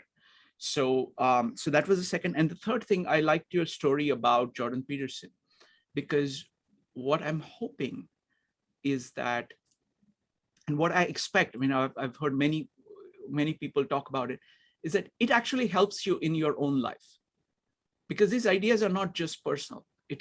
They are, we live in a society, like, for example, Jean was talking about talking to her son and how it is useful. Dave is talking about, his veterans group and how it is useful. So it is a way of engaging people in your life. These are living ideas. So these are the ideas where people whom you are living with, people whom you are interacting with, hopefully, if you're doing things right, then there will be this network effect of people who are not even here are going to get advantages of what we are doing here. And that's a very real part of what this is. Dave.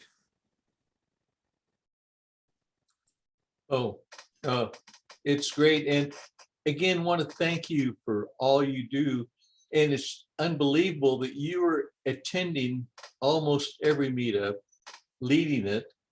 But, we don't see behind the scenes, putting this stuff together, producing the schedule, getting people arranged to do their presentations. It must be a 60 or 70 an hour a week job to do all this. But as I said, I think we all thank you, because you're doing something wonderful for all of us. Thank you, Dave. Appreciate that. It just, for me, it's something that I would do anyway, and this is a way for me to actually do a lot more. So it's a way of. Joe, you had a point? Yeah, there's something. The best story that I've heard.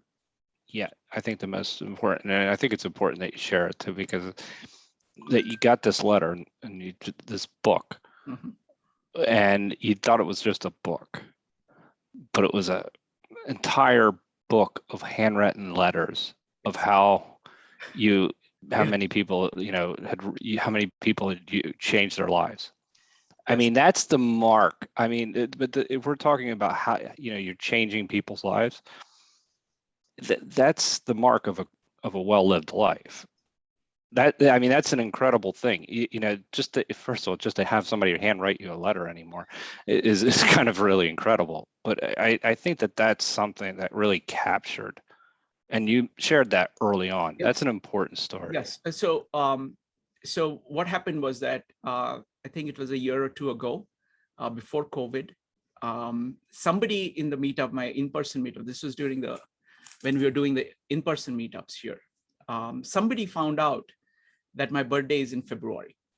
So they said, okay, so I show up at the meetup, and this one guy walks up to me and say, we've all contributed and we have a birthday present for you. So he gives me a bag, and I look inside and there is a book in it. I don't open it at that time. Okay, I just take the bag, say thank you very much, and I go home after the meetup. Okay, and then once I go home, I pick in what is there, and it's a Bartlett book of quotations. So I said, why did these people give me Bartlett book of quotations? But it is what it is. So I just keep it down. And then like a couple of days later, the guy texts me and say, have you opened the present? So I said, no. But I said, why is he asking me why I opened the Bartlett book of quotations? What is there? So I open it. And what they have done is that they had actually taken the book, hollowed the whole thing out. They had used like a box cutter to cut the whole thing out. And there were like 50 letters, each of them between 1 page to 6 page letters from 50 different people saying how the meetups had changed their life. Handwritten letters, okay? I don't know how these guys arranged all of this. Nobody writes letters anymore, but they somehow coordinated, because these are like, we meet only once a week. So this must have taken some time to coordinate, and I don't know how, but there they were. And I mean, that was something. That was something. So I'm just incredibly grateful to people, because to me, it's like, these are people like me, who are doing the same kind of things and appreciate what I'm doing. So it's just amazing. And so thank you, Joe, for bringing that up. Next up is Madeline. Okay, can you hear me all right? Yes. Excuse me. All right, I'm going to try to speak normally because what happened when I first started coming sometime in late 2020 was first apparently my computer sound was clicking all the time, and it sounded, no one could hear me, and I had to shout into the computer. And you were very patient with that. Then I got that fixed, and then it became a weird doomy voice, like the Gawaul you called it, which I thought was great. And then I got that fixed. But I've never really recovered from the feeling of having to shout at the computer, so I always feel very tense when I speak. I have gotten so much out of these meetups, Shrikant. It is really just one of the best things going. I think that the ones I've enjoyed the most have been the ones with the focus on interrelationships. So everything from the Gestalt, the OODA loops, anything to do with systems theory, the one yesterday with Samantha, what else? The Jung and MBTI. I feel like I'm leaving out some major thing that I'm not thinking of. Oh, the Tao. And I love the Tao one. It's really great. And so I found I had started a writing project last summer. And so many of your groups are, and of course you want to write about things you already are interested in and want to explore more. And so many of your groups have really worked in terms of augmenting that for me and getting a sense of how different people see things and what they say. And it's kind of a constant surprise. And the skill and dedication involved, I can't imagine how you do it, but I really appreciate it. I feel like I'm back in college, except I went to a school that had small seminar formats. I think I had one lecture course, and except here I don't have to write papers. And everyone is an adult who brings a lifetime of experience to things. You know, it's not a bunch of 20-year-olds kind of struggling through whatever it is. And I think it's very unusual to find people who also feel that, you know, the most important things in life are these kind of the interplay of discussions about metaphysics. It's a fairly small group of people in terms of the planet. Oh yes, and that actually brings me to what I wanted to say at the beginning, which is, for me, the key word in your talk titles, your meetup title, 52 Living Ideas, is live it. Because this is what makes the ideas alive. You know, without the transmission from person to person, it's like, it would be like, all of this would be like sheet music sitting in a drawer that never got played and no one knew about it.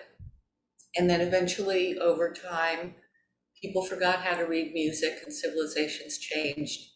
And so this is actually how they stay alive. It's how the ideas actually live on, is through people and this kind of continuous transmission that you've got going here. And so it's as if you've made yourself like a node in a network, and without knowing, I guess, well, with your wonderful gift book, with your letters, you have some idea of how it's affected people.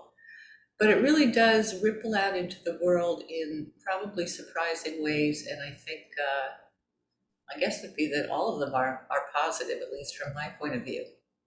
So thank you very much. And all of the regular participants, it's really great. I loved what Dave said about this looks like Hollywood Squares.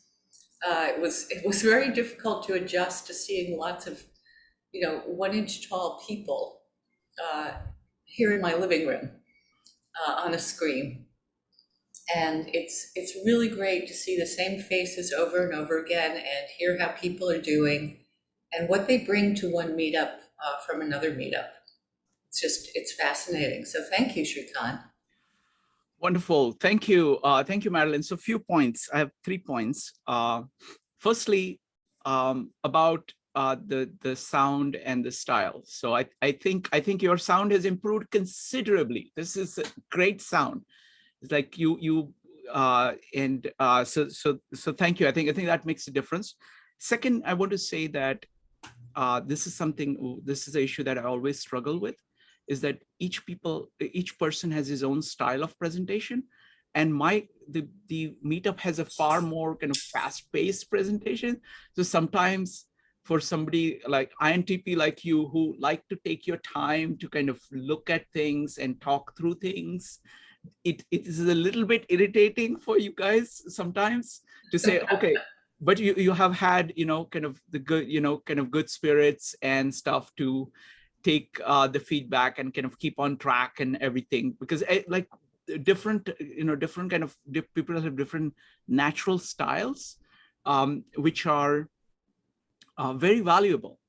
And in the brief part, I'm not able to kind of adjust to it well enough. That's why I think this new format, which is there, it's not just INTP. There are some kind of people who are much more concrete oriented.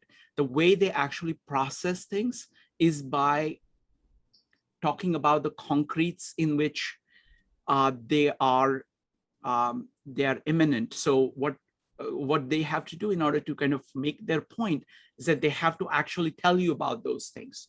Only that's the way in which that's the only way in which they can ground it. So I'm hoping that this conversational format is also going to provide a way of doing that. So I'm adding this to it.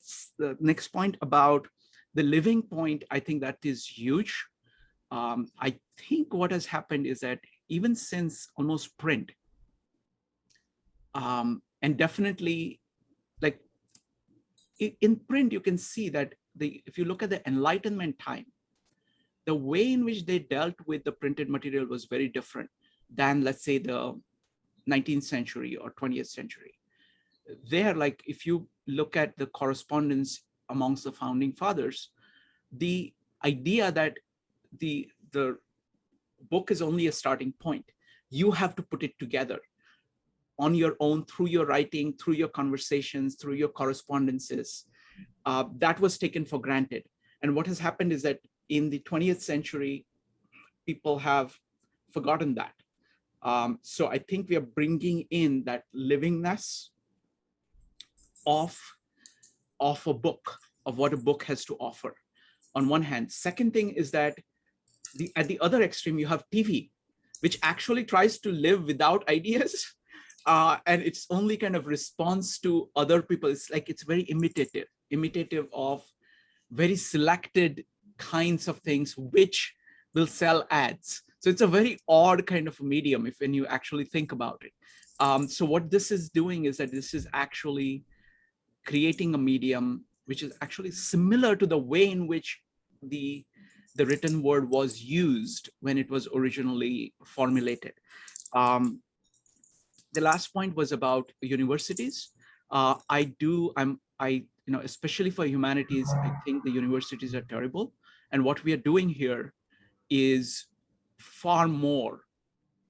It's a much better context for learning than a university, because the way in which it works is that, like, universities are kind of patterned on like monasteries, whereas there is a book and there is this person on the pulpit who has the access to the real knowledge, and all the other lowly creatures are kind of sitting and trying to just absorb what is being said. So it's and all these people are of the same age, pretty much the same experience. So not much can be gotten from each of them. So the idea of having this kind of equality where people can contribute their own perspective, they can bring their entire life's experience, their thought to bear on it, I think it's far more richer. So I think all those three are great points. So thank you, Madeline. All right, I want to just now get last feedback on this long format, because what I'm planning to do is that I'm planning to do some meetups with this format where we get to talk a lot. Now, it will be on different topics. So we will take, for example, Lao Tze, or we can take, what did you get? What have you learned from Jordan Peterson? And something like that at a very large level. What have you learned from Louis Sullivan? And engage at this level. So any thoughts on how this format, this long form format where everybody gets to express themselves. I go back and forth. I look at kind of different elements people are saying. I highlight the things that I got from it. So how is the format working? Evanik, Maritza, and Joe. Evanik. I think it works really well. I love it. I would love it for something like Lao Tze. I think that would be great for it. And also maybe, I was thinking Louis Sullivan too, like to talk about what we get out of it. And flow. I think it will work with flow too. Of course, Maritza enjoyed, I can't say her name for some reason, Jyoti. There's Joya. I was thinking Joya do a great job with that, and I think that it would lend itself to there too. So just a couple. There's a couple, but I do like that simple fact that you like, and then the interaction. It helps not only the speaker but everybody listening, because I just got like so much out of today, just hearing what everybody's learning about. So thank you. I'm not planning to replace all the meetups like this. That's not possible. Right. But I want to do few meetups like this on special topics. Think of this as like sitting on the top of the fast-paced format that we have. The fast-paced format is needed for so many people, because it's not like this is a self-selected, because I chose a topic where people who have a lot of experience with the meetups are here. And because so all of us have a large amount of common context, which is what is supporting this long form conversations, which is not the case for everything. So I'm not proposing to do it for everything, but I want to add this as one of the formats that we will use for certain kinds of topics. Maritza, Joe, and Mike. Maritza. I like it. I like the back and forth of seeing what we got out of it from kind of a 1,000-foot level. I feel like it sometimes, as we're going through all the meetups, especially if we have many, there's less time for reflection. And what I really like about this format is that we get to just take a step back and kind of zoom in selectively to different aspects and see how they tie together. So I would enjoy seeing this style of meetup, maybe for like, if you specifically were to say, we're going to discuss how the Lao Tze goes with the concept of flow, and then we'll take an in-depth chat on that or something like that. I like that. So what I will do is that, I mean, tentatively, what I'm thinking is that I will have maybe one weekly session on something like, step back and zoom in or something like that. Yes.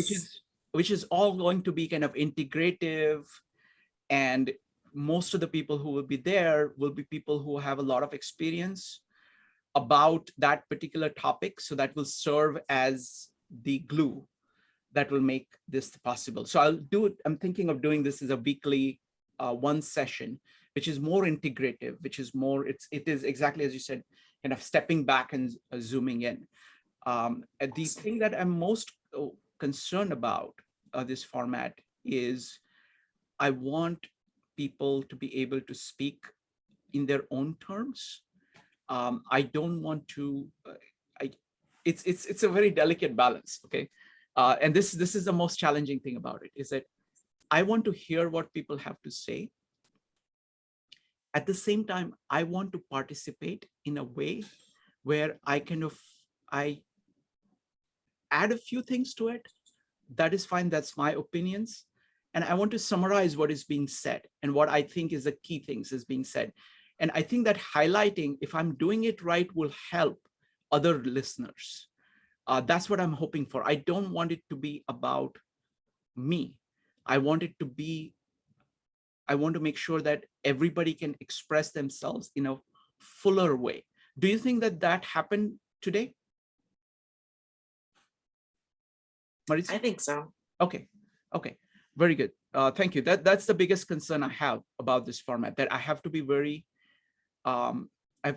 cognizant to make sure that people are expressing themselves fully, and I'm kind of putting frame around what they are saying. So it's like they draw the picture and I do the frame, and I do maybe point out other pictures that you might like if you like that picture, something like that. So that I'm going to use that as a metaphor for what I'm supposed to I think that describes it quite perfectly. Wonderful. Thank you. Next up is going to be Joe, followed by Mike. Joe. Yeah, I mean, I like the idea of a weekly review. Weekly review, yes, I like that. So that, and I also think that it would be, in a way, we kind of already do this. We've done it, at least I know that we've done it with Peterson, and I know that we've done it with Comprehensivism Wednesdays, kind of like paused and repeated, like kind of what we're getting out of the series or what we've gotten out of the series. So it's like a bookend to a series. Mm-hmm. We do launches really well too. Mm-hmm. So I think that the end of a series kind of reflection, but we kind of do that already. Mm-hmm. But in addition to that, I like this format. It is also it's a little bit more, it's much more comfortable as well. It's a relaxed format, and it allows you to really just not have something prepared, but also to see what you really are getting, because it's really sunk in if you're just speaking versus having something prepared. I think that it's very helpful. Wonderful. Thank you. Next up is Mike. I really enjoyed the format, and I agreed it had a much more relaxed feel just in general. What I would love to see you do, Shrikant, because I've noticed that you're very, very good at formulating questions on the spot. Like before we go into the lightning round, someone will present a question. You have a very good way of making it concise. So during these interactions, I would love to have you ask us as your students just a question, and then have us respond to you almost on the spot, because you do it very well. And then it's also just, you're kind of digging at what's in our minds that maybe we haven't brought something out. So it just another way to increase the dialogue. I really enjoyed it. No, I love that, because what it does is that, so what you're saying, I just want to make sure I understand what you're saying. So people are saying something. So one thing I'm doing is that I'm putting the frame around it, saying, look, this is what I got from it. It's like writing a little, you have painted the picture. I have not painted the picture. I'm writing a little bit of like summary of saying, this is what I got from it. And then I'm putting a frame, kind of highlighting it. Look what he said. Okay. Second thing I'm doing is that I'm saying, if you like this picture, you'll probably like those pictures. So I'm saying those connections. What you're saying is that in addition to that, I say, how does this part of your painting work? And then you actually draw more into that. Excellent idea. I'll keep that in mind, because that would be a great way of making sure the focus remains on the painting, but we get something more deeper than what is put on the table in the first iteration. Wonderful.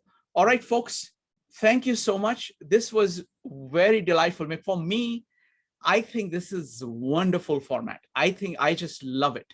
And I want to do this because I get to hear a lot more from you in kind of a fuller way. And I think once a week is the right way of doing it, and looking at it as a review is the right way of doing it. Everything else we're doing is good, because it generally what happens is that so many elements have to be designed for something to work. And the format that we have, the basic format, works for many reasons. And so I don't want to change that at all. So I'm just going to add this somewhere as a weekly basis, or once in 2 weeks, we'll go ahead and do this kind of a review. And we will call it a review or something. I'll figure out a nice name for it. Step back, zoom in, review, deep conversation, something like that. But thank you so much. I thought the pilot was successful, and we will ship it. All right, thanks. Bye, everybody. Thank you, Shrikant. Bye. Bye.